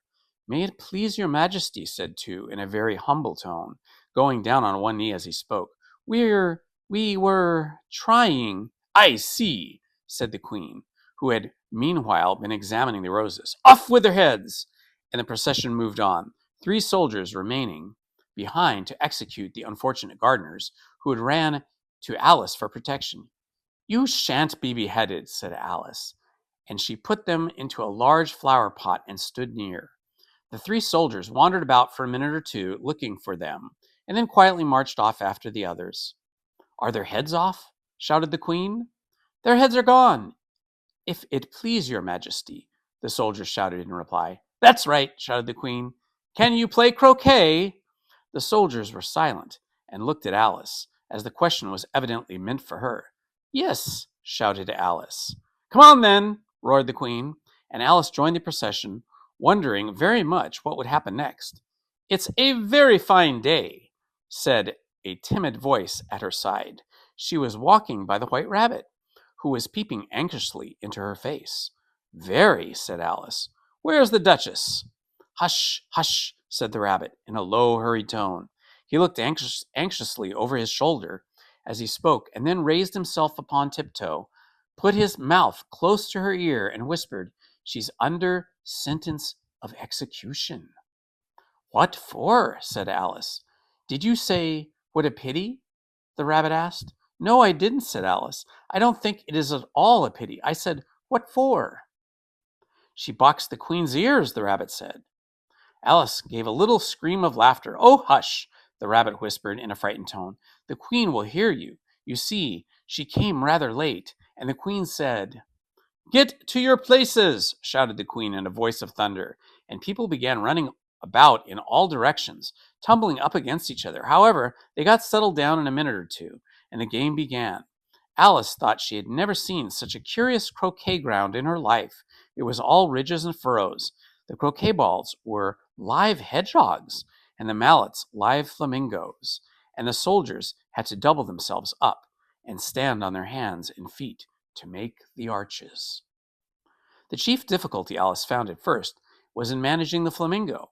She had succeeded in getting its body tucked away, comfortably enough, under her arm, with its legs hanging down, but generally, just as she had got its neck nicely straightened out and was going to give the hedgehog a blow with its head, it would twist itself round and look up at her face with such a puzzled expression, excuse me, that she could not help bursting out laughing. And when she got its head down and was going to begin again, it was very provoking to find that the hedgehog had unrolled itself and was in the act of crawling away. Besides all of this, there was generally a ridge of furrow in the way wherever she wanted to send the hedgehog and two, and as the double-sided soldiers were always getting up and walking off to other parts of the grounds. Alice soon came to the conclusion that it was a very difficult game indeed.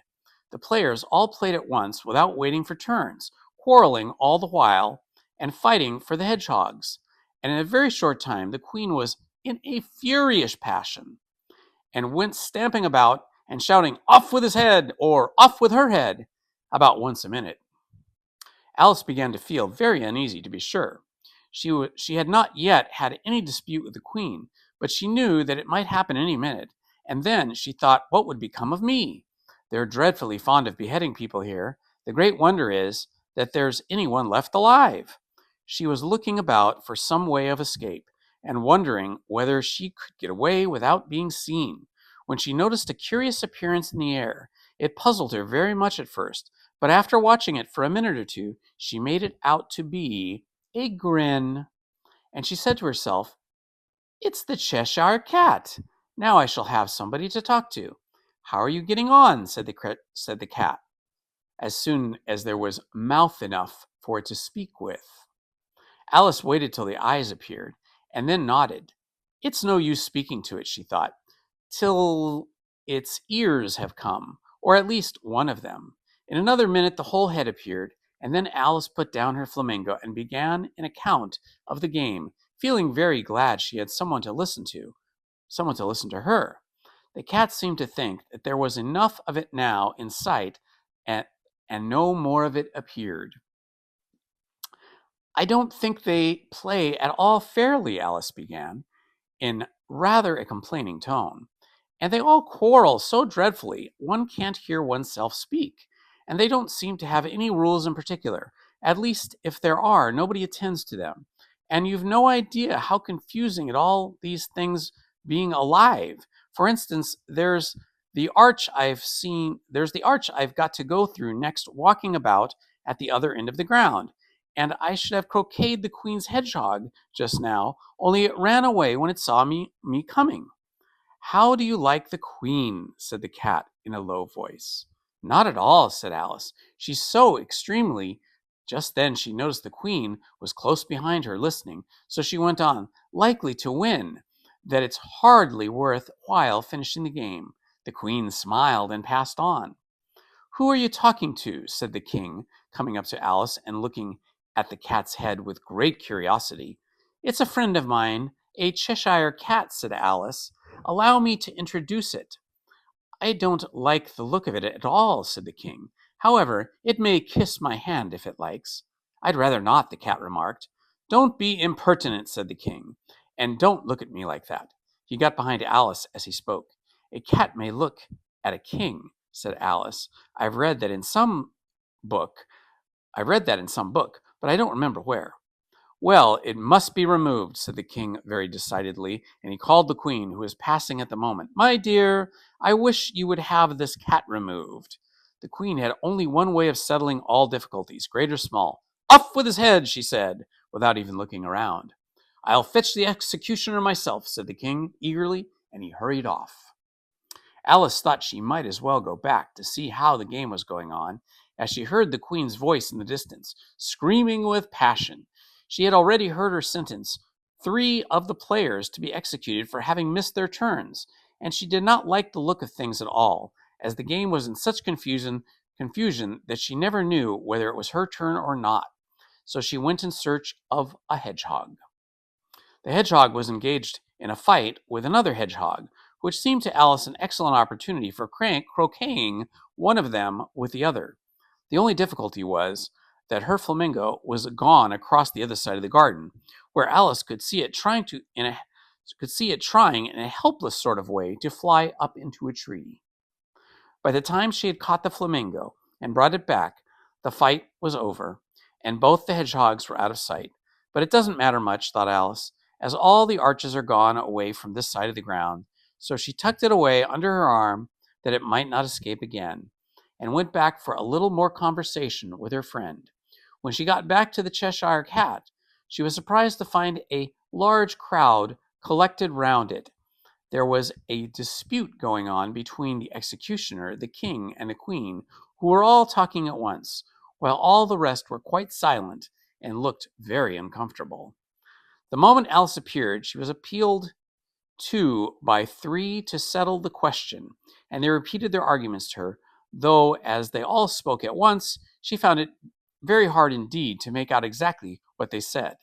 The executioner's argument was that you couldn't cut off a head unless there was a body to cut it off from. That she had never had to do such a thing before, and he wasn't going to begin at this time in his life. The king's argument was that anything that had a head could be beheaded, and that you weren't going to talk nonsense. The queen's argument was that if something wasn't done about it in less than no time, she'd have everybody executed all around. It was this last remark that had made the whole party look so grave and anxious.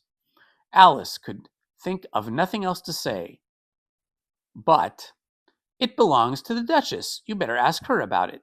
She's in prison, the queen said to the executioner. Fetch her here. And the executioner went off like an arrow. The cat's head began fading away the moment he was gone. And by the time he had come back with the Duchess, it had entirely disappeared. So the king and the executioner ran wildly up and down looking for it, while the rest of the party went back to the game. Chapter 9. The Mock Turtle's Story. You can't think of how glad I am to see you again, dear old thing, said the Duchess, as she tucked her arm affectionately into Alice's, and they walked off together. Alice was very glad to find her in such a pleasant temper, and thought to herself that perhaps it was only the pepper that made her so savage when she met in the kitchen. When I'm a duchess, she said to herself, not in a very hopeful tone, though, I won't have any pepper in my kitchen at all. Soup does very well without it. Maybe it's always the pepper that makes people hot-tempered, she went on. very much pleased at having found out a new kind of rule. And vinegar, that makes them sour, and chamomile, that makes them bitter, and the barley sugar, and such things that make children sweet-tempered. I only wish people knew that. Then they wouldn't be so stingy about it, you know. She had quite forgotten the Duchess by this time, and was a little startled when she heard a voice close to her ear. You are thinking about something, my dear, and that makes you forget to talk. I can't tell you just now, what the moral of that is, but I shall remember it in a bit. Perhaps it was one, Alice ventured to remark. Tut, tut, child, said the Duchess. Everything's got a moral, if only you can find it.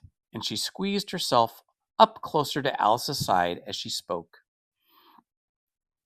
Alice did not much like her keeping so close to her, first because the Duchess was very ugly, and secondly because she was exactly the right height to rest her chin upon Alice's shoulder, and it was uncomfortably a sharp chin. However, she did not like to be rude, so she bore it as well as she could. The game's going rather better now, she said, by way of keeping up the conversation a little. "'Tis so," said the Duchess, "and the moral of that is, oh, 'tis love that makes the world go round." Somebody said, Alice whispered, that it's done by everybody minding their own business. Ah, well, it means much the same thing, said the Duchess, digging her sharp little chin into Alice's shoulder, as she added, and the moral of that is, take care of the senses, and the sounds will take care of themselves. How fond she is of finding moral things and morals in things, Alice thought to herself. I dare say you're wondering why I don't put my arm around your waist, said the Duchess. After a pause, the reason is, I'm doubtful about the temper of your flamingo. Shall I try the experiment? He might bite, Alice cautiously replied, not feeling at all anxious to have the experiment tried. Very true, said the Duchess. Flamingos and mustard both bite. And the moral of that is, birds of a feather flock together. Only mustard isn't a bird, Alice remarked. Right, as usual, said the Duchess. What a clear way you have of putting things. It's a mineral, I think, said Alice. Of course it is, said the Duchess, who seemed ready to agree to everything Alice said. There's a large mustard mine near here, and the moral of that is, the moral there is of mine, the less there is of yours. Oh, I know, exclaimed Alice, who had not attended to this last remark. It's a vegetable. It doesn't look like one, but it is. I quite agree with you, said the Duchess. And the moral of that is, be what you would seem to be, or if you'd like to put it more simply, never imagine yourself not to be otherwise than what it might appear to others that what you were or might have been was not otherwise than what you had been would have appeared to them to be otherwise. I think I should understand that better, Alice said very politely, if I had written it down, but I can't quite follow it as you say it. That's nothing to what I could say if I chose, the Duchess replied in a pleased tone. Pray don't you trouble yourself to say it any longer than that, said Alice. Oh, don't talk about trouble, said the Duchess. I make you a present of everything. I've said as yet. A cheap sort of present, thought Alice. I'm glad they don't have birthday presents like that. But she did not venture to say it out loud. Thinking again, the Duchess asked, with another dig of her sharp little chin. I've right to think, said Alice sharply, for she was beginning to feel a little worried. Just about as much right, said the Duchess, as pigs have to fly. And the...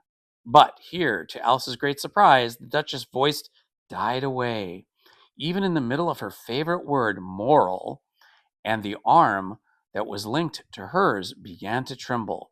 Alice looked up, and there stood the Queen in front of them, with her arms folded, frowning like a thunderstorm. A fine day, Your Majesty, the Duchess began in a low, weak voice. Now I give you fair warning, shouted the Queen, stamping on the ground as she spoke. Either you or your head must be off, and that in about half no time, take your choice. The Duchess took her choice and was gone in a moment. Let's go on with the game, the queen said to Alice, and Alice was too much frightened to say a word, but slowly followed her back to the croquet ground. The other guests had taken advantage of the queen's absence and were resting in the shade. However, the moment they saw her, they hurried back to the game. The queen merely remarked that a moment's delay would cost them their lives. All the time they were playing, the queen never left off quarreling with the other players and shouting, "Off with their heads," or "Off with her head." Those whom she sentenced were taken into custody by the soldiers, who, of course, had to leave off being arches to do this so that they would end off half an hour or so. There were no arches left, and all the players, except the king and queen and Alice, were in the custody under sentence of execution. Then the queen left off quite out of breath and said to Alice, "Have you seen the mock turtle yet?" "No," said Alice. "I don't even know what a mock turtle is." "It's a thing mock turtle soup is made from," said the queen. "I never saw one or heard of one," said Alice. "Come on then," said the queen, "and we shall tell you his history." As they walked off together, Alice heard the king say in a low voice to the company generally, "You are all pardoned." "Come, that's a good thing," she said to herself, for she had felt quite unhappy at the number of executions the queen had ordered. They very soon came upon a griffin lying fast asleep in the sun. "Up, lazy thing," said the queen, "and take this young lady to see the mock turtle and to hear his story. I must go back and see after some executions I have ordered." And she walked off, leaving Alice alone with the griffin. Alice did not quite like the look of the creature, but on the whole she thought it would be quite safe to stay with it as to go after the savage queen, so she waited. The griffin sat up and rubbed its eyes.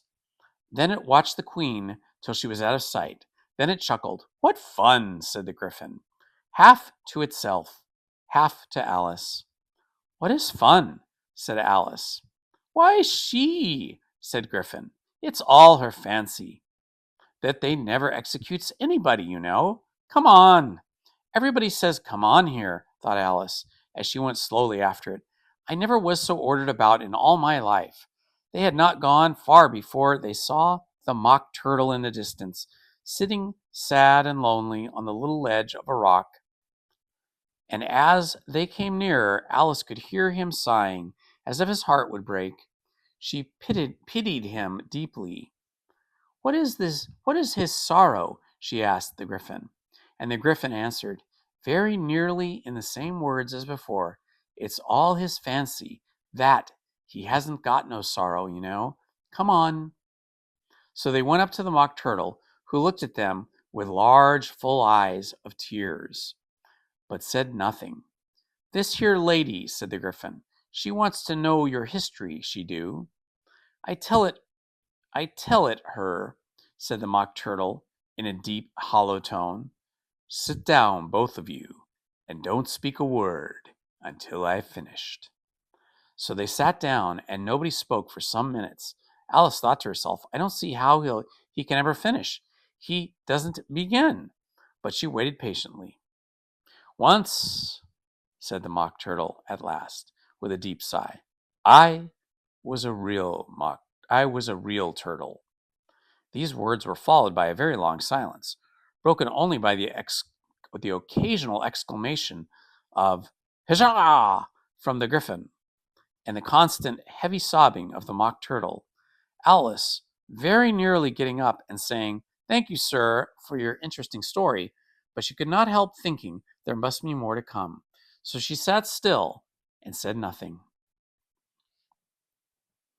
"When we were little," the mock turtle went on at last, more calmly, though still sobbing a little now and then, "we went to school in the sea. The master was an old turtle. We used to call him Tortoise." Interesting story. But she could not help thinking there must be more to come. Oh, no. Used to call him okay. "Why did you call him Tortoise if he wasn't one?" Alice asked. "We called him Tortoise because he taught us," said the mock turtle angrily. "You really are very dull. You ought to be ashamed of yourself. for asking such a simple question," added the Gryphon. And then they both sat silent and looked at poor Alice, who felt ready to sink into the earth. At last the Gryphon said to the Mock Turtle, "Drive on, old fellow. Don't be all day about it." And he went on in these words: "Yes, we went to school in the sea, though you mayn't believe it." "I never said I didn't," interrupted Alice. "You did," said the Mock Turtle. "Hold your tongue," added the Gryphon, before Alice could speak. The Mock Turtle went on: "We had the best of educations. In fact, we went to school every day." "I've been to school, too," said Alice. "You needn't be so proud of it as all that." "With extras?" asked the Mock Turtle, a little anxiously. "Yes," said Alice. "We learned French and music." "And washing?" said the Mock Turtle. "Certainly not," said Alice indignantly. "Ah, then yours wasn't really a good school," said the Mock Turtle in a tone of great relief.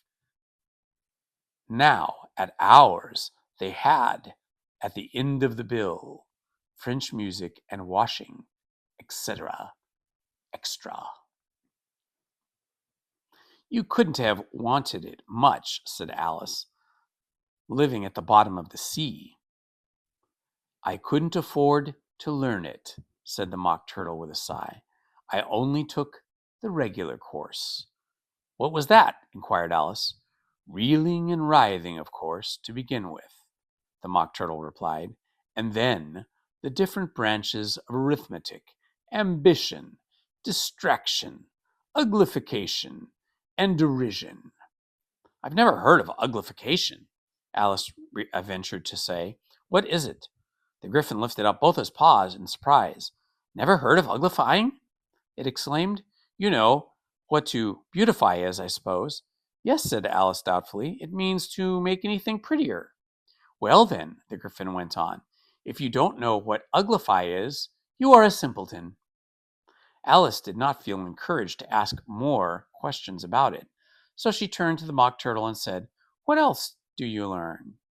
"Well, there was mystery," the Mock Turtle replied, counting off subjects on his flappers. "Mystery, ancient and modern, with seography. Then drawing. The drawing master was an old conjureel that used to come once a week. He taught us drawing, stretching, and fainting in coils." "What was that like?" said Alice. "Well, I can't show it to you myself," the Mock Turtle said. "I'm too stiff." And the Gryphon never learnt it. "Hadn't time," said the Gryphon. "I went to the classical master, though. He was an old crab, he was." "I never went to him," the Mock Turtle said with a sigh. "He taught laughing and grief, they used to say." So he did," said the Gryphon, sighing. In his turn, they both creatures hid their faces in their paws. "How many hours a day did you do lessons?" said Alice, in a hurry to exchange the subject. 10 hours the first day," said the Mock Turtle. 9 the next, and so on. "What a curious plan!" exclaimed Alice. "That's the reason they're called lessons," the Gryphon remarked, "because they lessen from day to day." That was quite a new idea to Alice, and she thought it over a little before she made her next remark. "Then the 11th day must have been a holiday." "Of course it was," said the Mock Turtle. "And how do you manage on the 12th?" Alice went on eagerly. "That's enough about lessons," said the Gryphon, who interrupted in a very decided tone. "Tell her something about the games now." Chapter 10: The Lobster Quadrille. The Mock Turtle sighed deeply and drew back one flapper across his eyes. He looked at Alice and tried to speak, but for a minute or two sobs choked his voice. "Same as if you had a bone in his throat," said the Gryphon, and set to work on shaking him and punching him in the back. At last the Mock Turtle recovered his voice, and with tears running down his cheeks, he went on: "You may not have lived much under the sea, I haven't, said Alice. And perhaps you were never even introduced to a lobster. Alice began to say, I once tasted, but checked herself hastily and said, No, never. So you can never have no idea what a delightful thing a lobster quadrille is. No, indeed, said Alice. What sort of a dance is it? Why, the, said the, why, said the Gryphon, you first form into a line along the seashore. 2 lines, cried the Mock Turtle. Seals, turtles, salmon, and so on. Then you've cleared all the jellyfish out of the way. That generally takes some time, interrupted the Gryphon. You advance twice, each with a lobster as a partner, cried the Gryphon. Of course, Mock Turtle said. Advance twice, set 2 partners. Change lobsters and then retire in the same order, continued Gryphon. Then you know, the Mock Turtle went on, you throw the lobsters, shouted the Gryphon, with a bound into the air, as far out to sea as you can. Swim after them, screamed the Gryphon. Turn a somersault in the sea, cried the Mock Turtle, capering wildly about. Change lobsters again, yelled the Gryphon at the top of his voice. Back to land again, and that's the first figure, said the Mock Turtle, suddenly dropping his voice. The 2 creatures, who had been jumping about like mad things all this time, sat down again very sadly and quietly and looked at Alice. It must be a very pretty dance, said Alice timidly. Would you like to see a bit of it? Said the Mock Turtle. Very much indeed, said Alice. Come, let's try the first figure, said the Mock Turtle to the Gryphon. We can do it without lobsters, you know. Which shall we sing? Oh, you sing, the Gryphon, said the Gryphon. I've forgotten the words. So they began solemnly dancing round and round Alice, every now and then treading on her toes, while they pressed too close, and waving their forepaws to mark time, while Mock Turtle sang this very slowly and sadly. Will you walk a little faster? Said a whiting to a snail. There's a porpoise close behind us, and he's treading on my tail. See how eagerly the lobsters and the turtles all advance. They are waiting on a shingle. Will you come and join the dance? Will you, won't you, will you, won't you, will you join the dance? Will you, won't you, will you, won't you join the dance?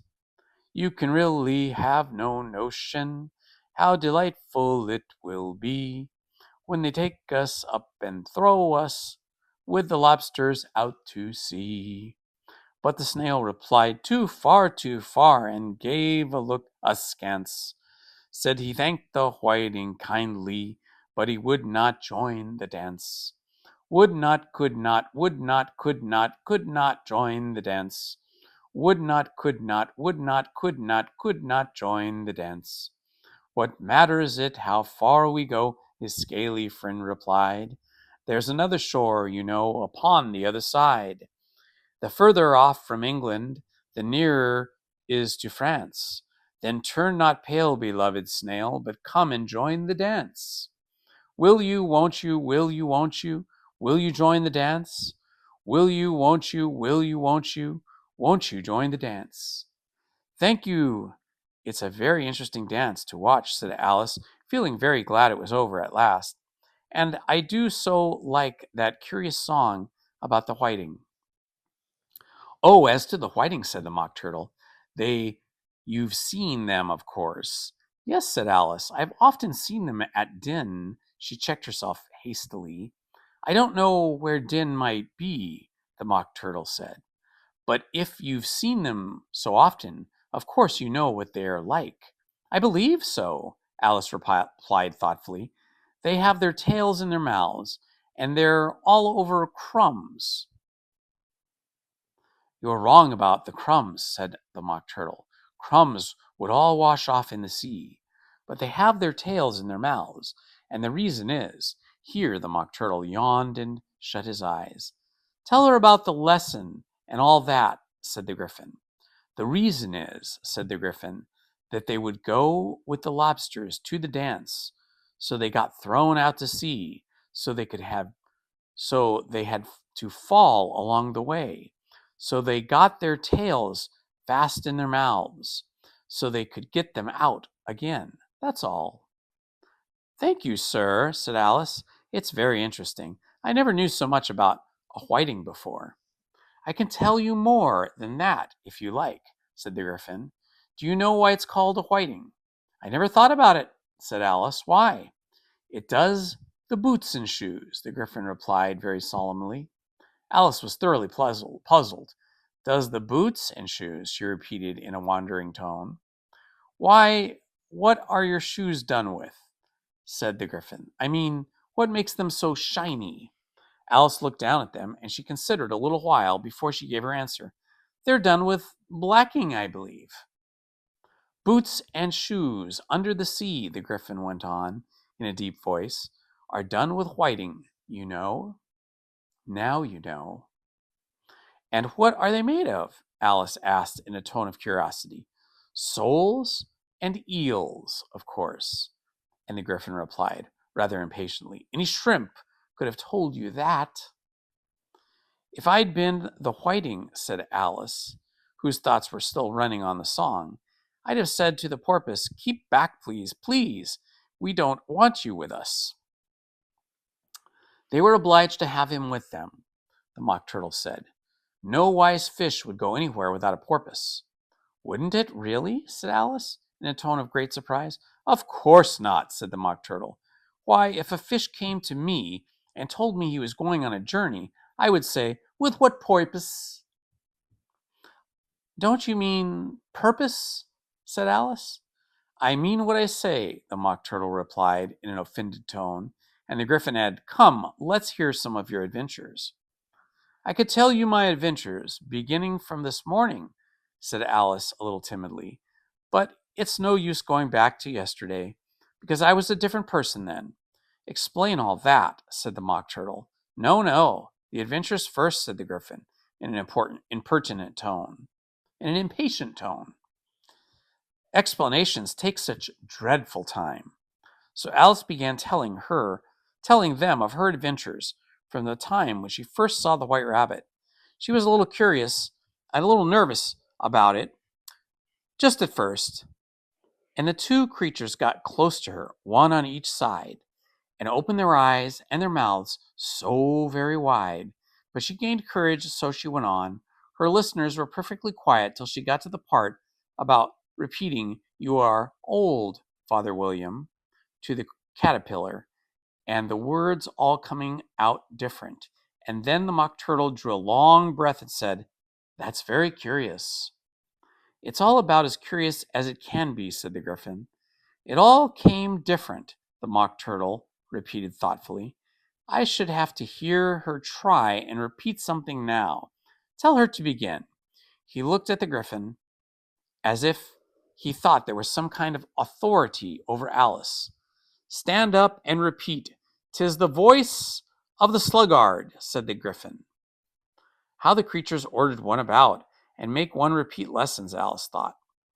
I might just well be at school at once. However, she got up and began to repeat it, but her head was so full of lobster quadrille that she could hardly knew what she was going to say, and the words came out very queer indeed. 'Tis the voice of a lobster, I heard him declare.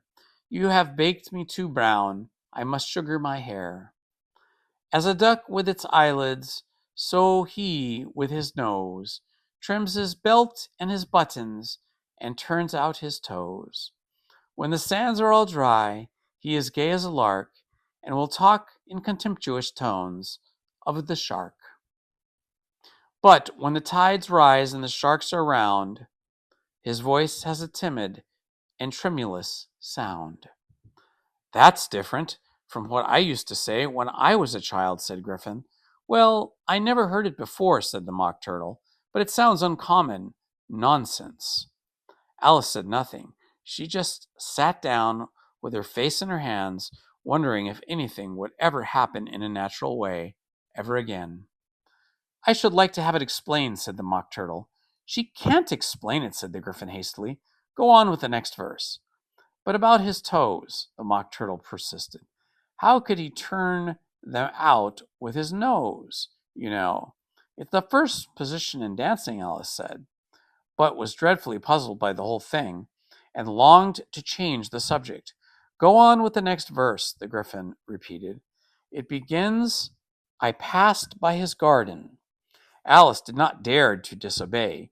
She thought she felt sure it would have come out all wrong, and she went on in a trembling voice. I passed by his garden and remarked with one eye how the owl and the panther were sharing a pie. The panther took pie crust and gravy and meat, while the owl had the dish as its share of the treat. When the pie was all finished, the owl, as a boon, was kindly permitted to pocket the spoon, while the panther received a knife and a fork with a growl and concluded the banquet by. What is the use of repeating all that stuff, said the Mock Turtle, as he interrupted. If you don't explain it as you go along, it's by far the most confusing thing I've ever heard. Yes, I think you'd better leave off, said the Gryphon, and Alice was only too glad to do so. Shall we try another figure of lobster quadrille? The Gryphon went on. Or would you like the Mock Turtle to sing another song? Oh, a song, please, if the Mock Turtle would be so kind, Alice replied, so eagerly that the Gryphon said in a rather offended tone, Huh! No accounting for tastes. Sing her turtle soup, will you, old fellow? The Mock Turtle sighed deeply and began, in a voice that sometimes choked with sobs, to sing this. Beautiful soup so rich and green, waiting in a hot tureen, who for such dainties would you stoop? Soup of the evening, beautiful soup. Soup of the evening, beautiful soup. Beautiful soup. Beautiful soup. Soup of the evening. Beautiful soup. Beautiful soup, who cares for fish, game, or any other dish? Who would not give, or else 2 pennies worth only of beautiful soup? Pennyworth only of beautiful soup. Beautiful soup. Beautiful soup. Soup of the evening. Beautiful beauty soup. Full stop. Chorus again, cried Gryphon, and the Mock Turtle had just begun to repeat it when the cry of the trials began and was heard off in the distance. Come on, cried the Gryphon, and taking Alice's hand, it hurried off without warning for the end of the song. What trial is it? Alice panted as she ran. But the Gryphon only answered, Come on, and ran faster, while more and more faintly came, carried on the breeze by what followed them, the melancholy words, Soup of the evening, beautiful, beautiful soup. All right, let's get started. Chapter 11, Who Stole the Tarts? The King and Queen of Hearts were seated on their throne when they arrived, with a great crowd assembled about them, all sorts of little birds and beasts, as well as the whole pack of cards. The knave was standing before them in chains, with a soldier on each side to guard him, and near the king was the white rabbit. With a trumpet in one hand and a scroll of parchment in the other, in the very middle of the court was a table with a large dish of tarts upon it. They looked so good that it made Alice quite hungry to look at them. I wish they'd get the trial done, she thought, and hand round the refreshments. But there seemed to be no chance of this, so she began looking at everything about her to pass away the time. Alice had never been in a court of justice before, but she read about them in books, and she was quite pleased to find that she knew the name of nearly everything there. That's the judge, she said to herself, because of his great wig. The judge, by the way, was the king, and as he wore his crown over the wig, he did not look at all comfortable, and it was certainly not becoming. And that's the jury box, thought Alice. And those 12 creatures, she was obliged to say creatures, you see, because some of them were animals and some were birds. I suppose they are the jurors? She said this last word 2 or 3 times to herself, being rather proud of it, for she thought, and rightly too, that very few little girls of her age knew the meaning of all of that. However, jurymen would have done just as well.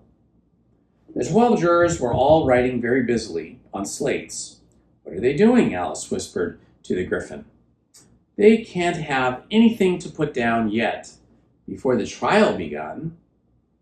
They're putting down their names, the Griffin whispered in reply, for fear they should forget them before the end of the trial. Oh, stupid things, Alice began in a loud, indignant voice, but she stopped hastily, for the White Rabbit cried out, Silence in the court! And the king put on his spectacles and looked anxiously round to make out who was talking. Alice could see, as well as if she were looking over their shoulders, that all the jurors were writing down stupid things on their slates, and she could even make out that one of them didn't know how to spell stupid, and that she had to ask his neighbor to tell him. A nice muddle their slates be in before the trial's over, thought Alice. One of the jurors had a pencil that squeaked. This, of course, Alice could not stand, and she went round the court and got behind him, and very soon found an opportunity of taking it away. She did it so quickly the poor little juror, it was Bill the Lizard, could not make out at all what had become of it. So after hunting all about for it, he was obliged to write with one finger for the rest of the day. And this was of very little use, as it left no mark on the slate. Herald, read accusation, said the king. On this, the White Rabbit blew 3 blasts on the trumpet, and then unrolled the parchment scroll and read as follows. The Queen of Hearts, she made some tarts, all on a summer day. The Knave of Hearts, he stole those tarts and took them quite away. Consider your verdict, the king said to the jury. Not yet, the rabbit hastily interrupted. There's a great deal to come before that. Call the first witness, said the king. And the White Rabbit blew 3 blasts on the trumpet and called out, First witness! The first witness was the Hatter. He came in with a teacup in one hand and a piece of bread and butter in the other. I beg your pardon, your majesty, he began, for bringing these in, but I hadn't quite finished my tea when I was sent for. You ought to have finished, said the king. When did you begin? The Hatter looked at the March Hare, who had followed him into the court arm in arm with the Dormouse. 14th of March, I think it was, he said. 15th, said the March Hare. 16th, added the Dormouse. Write that down, the king said to the jury, and the jury eagerly wrote down all 3 dates on their slates, and then added them up and reduced the answer to shillings and pence. Take off your hat, the king said to the Hatter. It isn't mine, said the Hatter. Stolen? The king exclaimed, turning to the jury, who instantly made a memorandum of that fact. I keep them to sell, the Hatter added, as an explanation. I've none of my own. I'm a Hatter. Here the queen put on her spectacles and began staring at the Hatter, who turned pale and fidgeted. Give your evidence, said the king. And don't be nervous, or I'll have you executed on the spot. This did not seem to encourage the witness at all. He kept shifting from one foot to the other, looking uneasily at the queen, and in his confusion he bit a large piece out of his teacup instead of the bread and butter. Just at this moment, Alice felt a very curious sensation, which puzzled her a good deal until she made out what it was. She was beginning to grow larger again, and she thought at first she would get up and leave the court, but on second thought she decided to remain where she was as long as there was room for her. I wish you wouldn't squeeze so, said the Dormouse, who was sitting next to her. I can hardly breathe. I can't help it, said Alice very meekly. I'm growing. You've no right to grow here, said the Dormouse. Don't talk nonsense, said Alice more boldly. You know you're growing too. Yes, but I grow at a reasonable pace, said the Dormouse, not in that ridiculous fashion. And he got up very sulkily and crossed over to the other side of the court.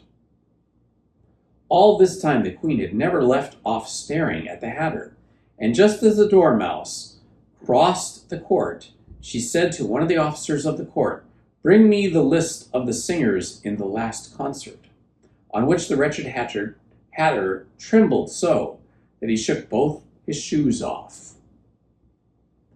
Give your evidence, the king repeated angrily, or I'll have you executed, whether you're nervous or not. I'm a poor man, your majesty, the Hatter began in a trembling voice, and I hadn't begun my tea, not above a week or so. And what with bread and butter getting so thin, and the twinkling of the tea. The twinkling of what? Said the king. It began with the tea, the Hatter replied. Of course, twinkling begins with a T, said the king sharply. Do you take me for a dunce? Go on. I'm a poor man, the Hatter went on, and most things twinkled after that. Only the March Hare said, I didn't, the March Hare interrupted in a great hurry. You did, said the Hatter. I deny it, said the March Hare. He denies it, said the king. Leave out that part. Well, at any rate, Dormouse said, the Hatter went on, looking anxiously round to see if he would deny it too. But the Dormouse denied nothing, being fast asleep. After that, continued the Hatter, I cut some more bread and butter. But what did the Dormouse say? One of the jury asked. That I can't remember, said the Hatter. You must remember, remarked the king, or I'll have you executed. The miserable Hatter dropped his teacup and bread and butter and went down on one knee. I'm a poor man, your majesty, he began. You're a very poor speaker, said the king. Here, one of the guinea pigs cheered. Here, one of the guinea pigs cheered, and was immediately suppressed by the officers in the court. As that is a rather hard word, I will just explain to you how it was done. They had a large canvas bag, which was tied at the mouth with strings. Into this they slipped the guinea pig, head first, and then sat down upon it. I'm glad I've seen that done, thought Alice. I've so often read in newspapers, at the end of trials, there was some attempt at applause, which was immediately suppressed by officers in the court, and I never understood what it meant till now. If that's all you know about it, you may stand down, continued the king. I can't go lower, said the Hatter. I'm on the floor as it is. Then you may sit down, the king replied. Here the other guinea pig cheered and was suppressed. Come, that finished the guinea pigs, thought Alice. Now we shall get on better.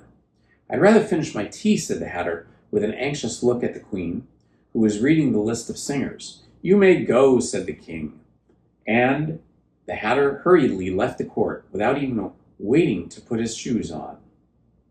And just take his head off outside, the Queen added to one of the officers. But the Hatter was out of sight before the officer could get to the door. Call the next witness, said the king. The next witness was the Duchess cook. She carried the pepper box in her hand, and Alice guessed who it was even before she got into the court. By the way, the people near the door began sneezing all at once. Give your evidence, said the king. Shan't, said the cook. The king looked anxiously at the White Rabbit, who said in a low voice, Your Majesty must cross-examine this witness. Well, if I must, I must, the king said, with a melancholy air, and then, after folding his arms and frowning at the clock till his eyes were nearly out of sight, he said in a deep voice, What are tarts made of? Pepper mostly, said the cook. Treacle, said a sleepy voice behind her. Collar and dormouse. The Queen shrieked out loud. Behead the dormouse! Turn that dormouse out of court! Suppress him! Pinch him! Off with his whiskers!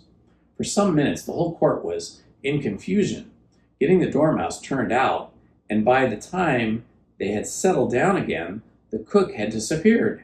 Never mind, said the king, with an air of great relief. Call the next witness. And he added in an undertone to the queen, Really, my dear, you must cross-examine the next witness. It makes quite my forehead ache. Alice watched the White Rabbit as he fumbled over the list, feeling very curious to see what the next witness would be like, for they haven't got much evidence yet. She said to herself, imagine her surprise when the White Rabbit read out at the top of his shrill little voice the name Alice! Chapter 12. Alice's Evidence. Here, cried Alice, quite forgetting in the flurry of the moment how large she had grown in the last few minutes, and she jumped up in such a hurry that she tipped over the jury box with the edge of her skirt, upsetting all the jurymen onto their heads of the crowd below. And there they lay sprawling about, reminding her very much of a globe of goldfish she had accidentally upset the week before.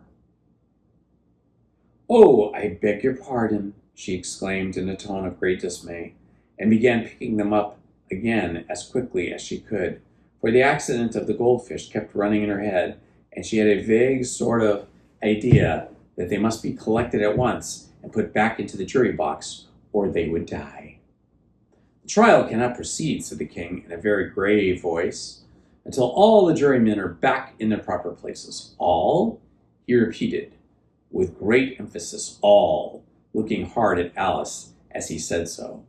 Alice looked at the jury box and saw that in her haste she had put the lizard in head downwards, and the poor little thing was waving its tail about in a melancholy way.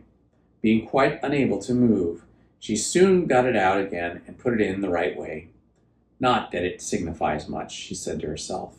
I should think it would be quite as much use in the trial one way as in the other.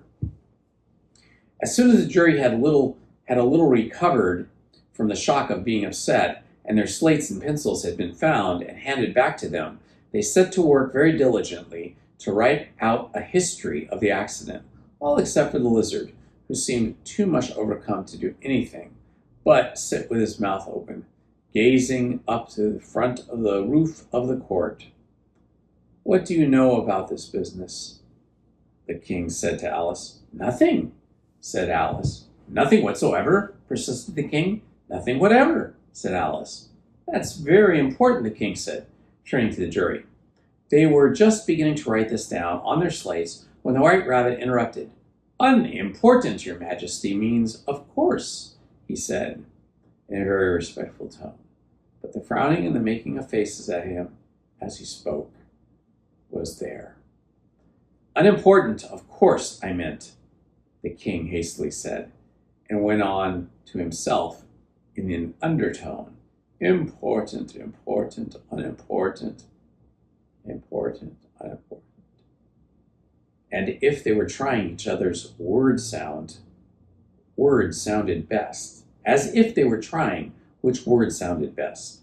Some of the jury wrote it down, important, and some, unimportant. Alice could see this as she was near enough to look over their slates, but it doesn't matter a bit, she thought to herself. At this moment, the king, who had been for some time busily writing in his notebook, crackled out, silence, and read from his book. Rule 42, all persons more than a mile high have to leave the court. Everybody looked at Alice. I'm not a mile high, said Alice. You are, said the king. Nearly 2 miles high, added the queen. Well, I shan't go anywhere at any rate, said Alice. Besides, that's not a regular rule. You invented that just now. It's the oldest rule in the book, said the king. Then it ought to be number 1, said Alice. The king turned pale and shut his notebook hastily. Consider your verdict, he said to the jury in a low, trembling voice. There's more evidence to come yet, please, your majesty, said the White Rabbit, jumping up in a great hurry. This paper has just been picked up. What's in it? Said the queen. I haven't opened it yet, said the White Rabbit, but it seems to be a letter written by the prisoner to somebody. It must have been that, said the king, unless it was written to nobody, which isn't usual, you know.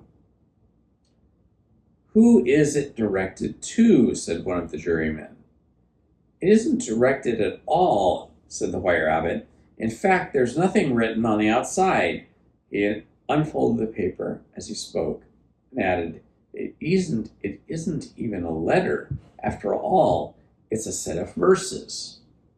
After they were in the prisoner's handwriting, are they in the prisoner's handwriting? Asked another of the jurymen. No, they're not, said the White Rabbit. And that's the queerest thing about it. The jury all looked puzzled. He must have imitated somebody else's hand, said the king. The jury all brightened up again. Please, your majesty, said the knave. I didn't want to write it, and they can't prove I did. There's no name signed at the end. If you didn't sign it, said the king, that only makes matters worse. You must have meant some mischief, or else you'd have signed it with your name like an honest man. There was a general clapping of hands at this. It was the first really clever thing the king had said that day. That proves his guilt, said the queen. So off with. It proves nothing of the sort, said Alice. Why, you don't even know what they're about. Read them, said the king. White Rabbit put on his spectacles, and shall I begin? Please, your majesty, he asked. Begin with playful beginnings. The king said gravely, and go on till you come to the end, and then stop. There was dead silence in the courtroom, whilst the White Rabbit read out these verses. They told me you had been to her, and mentioned me to him. She gave me a good character, but said I could not swim. He sent them word I had got none. We know it to be true, if she could push the matter on you. What would become of you? I gave her one. They gave him two. You gave us three or more. They all returned from him to you, though they were mine before. If I, or should I, change the involved in this affair?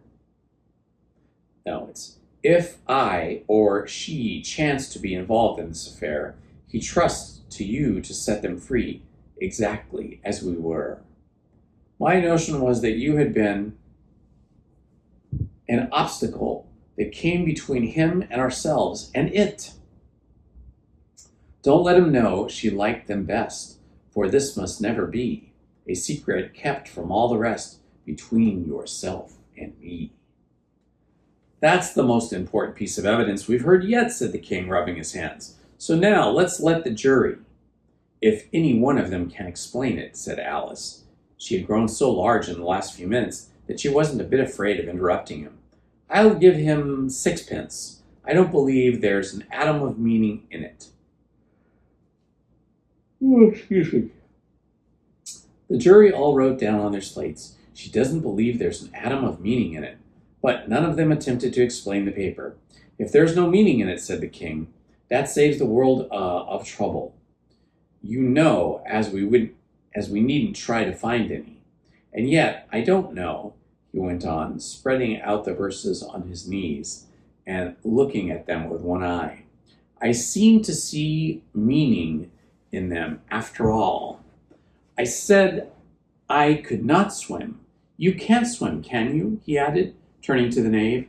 The knave shook his head sadly. Do I look like it? He said, which he certainly did not, being made entirely of cardboard. All right so far, said the king, and he went on muttering over the verses to himself. We know it to be true. That's the jury, of course. If she should push the matter on, that must be the queen. What would become of you? What indeed? I gave her one. They gave him two. Why, they must be what he did with the tarts, you know. That must be what he did with the tarts, you know. But it goes on They all returned from him to you, said Alice. Why, they are, said the king triumphantly. Why, there they are, said the king triumphantly, pointing to the tarts on the table. Nothing can be clearer than that. Then again, before she had this fit, you never had fits, my dear, I think, he said to the queen. Never, said the queen furiously, throwing an inkstand at the lizard as she spoke. The unfortunate little Bill had left off writing on his slate with one finger, as he found it made no mark, but now hastily began again, using the ink that was trickling down his face as long as it lasted. Then the words don't fit you, said the king, looking round the court with a smile.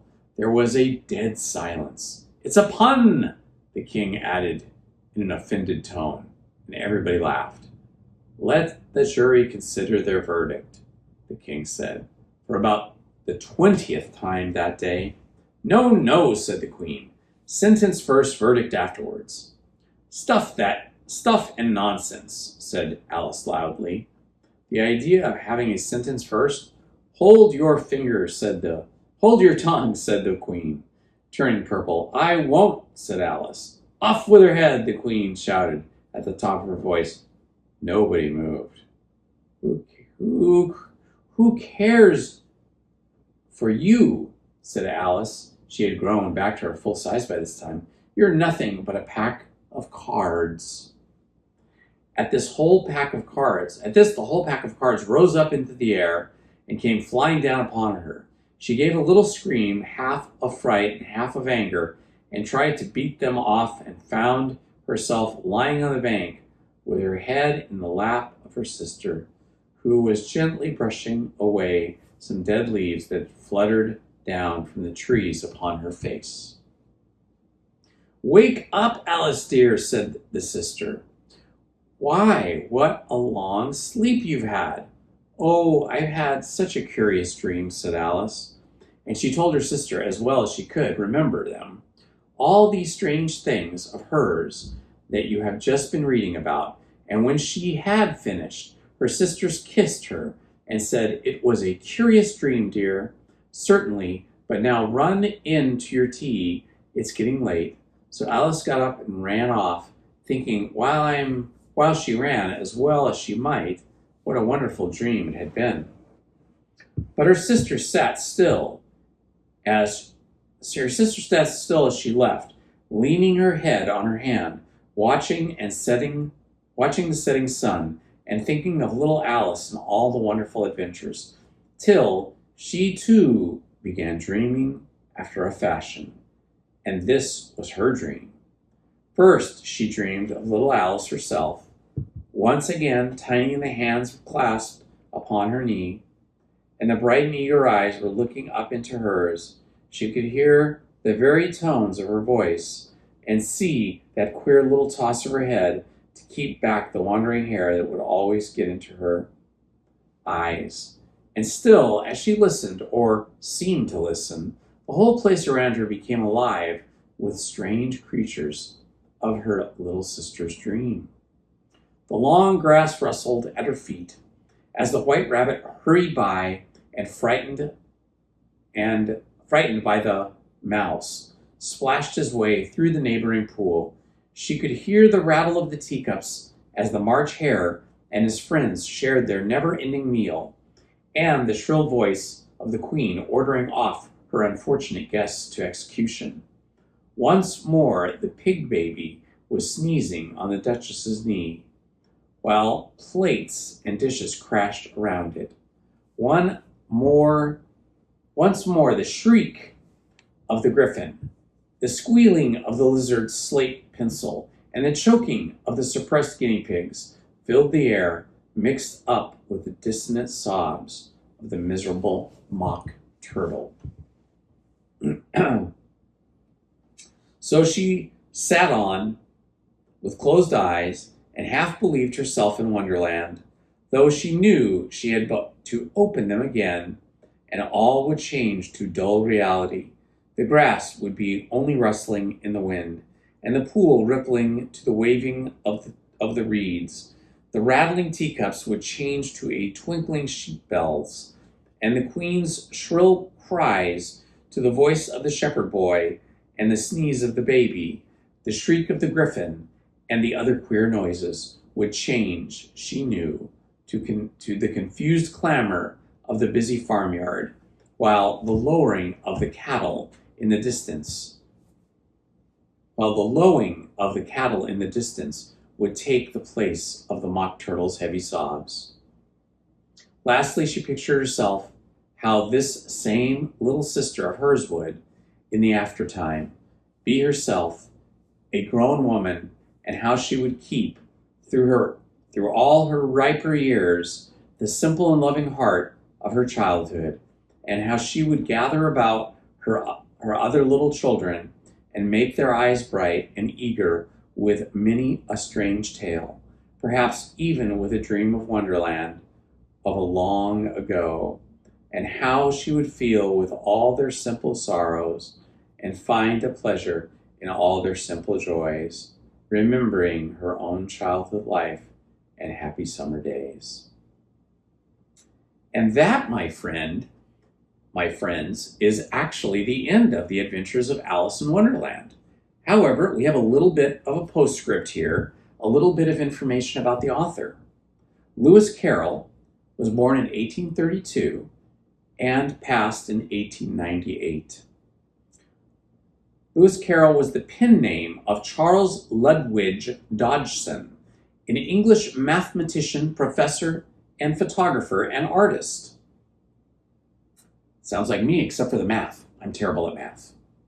He first concocted Alice's Adventures in Wonderland as Alice's Adventures Underground, a story to entertain his boss's young daughter, Alice Liddell, and her sisters. The girls demanded more and more of the tale, so he expanded it, eventually wrote it down.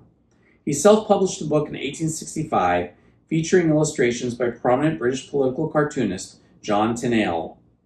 It was an instant success, as its sequel, Through the Looking Glass, was as well. It was first made into a movie in 1903, and it has been adapted to film and picture books and video games, and more, has been translated into 176 languages, and is on the top 10 list of the most popular books of all time. Please hit the like button, subscribe, and hit the notifications button. Thank you very much.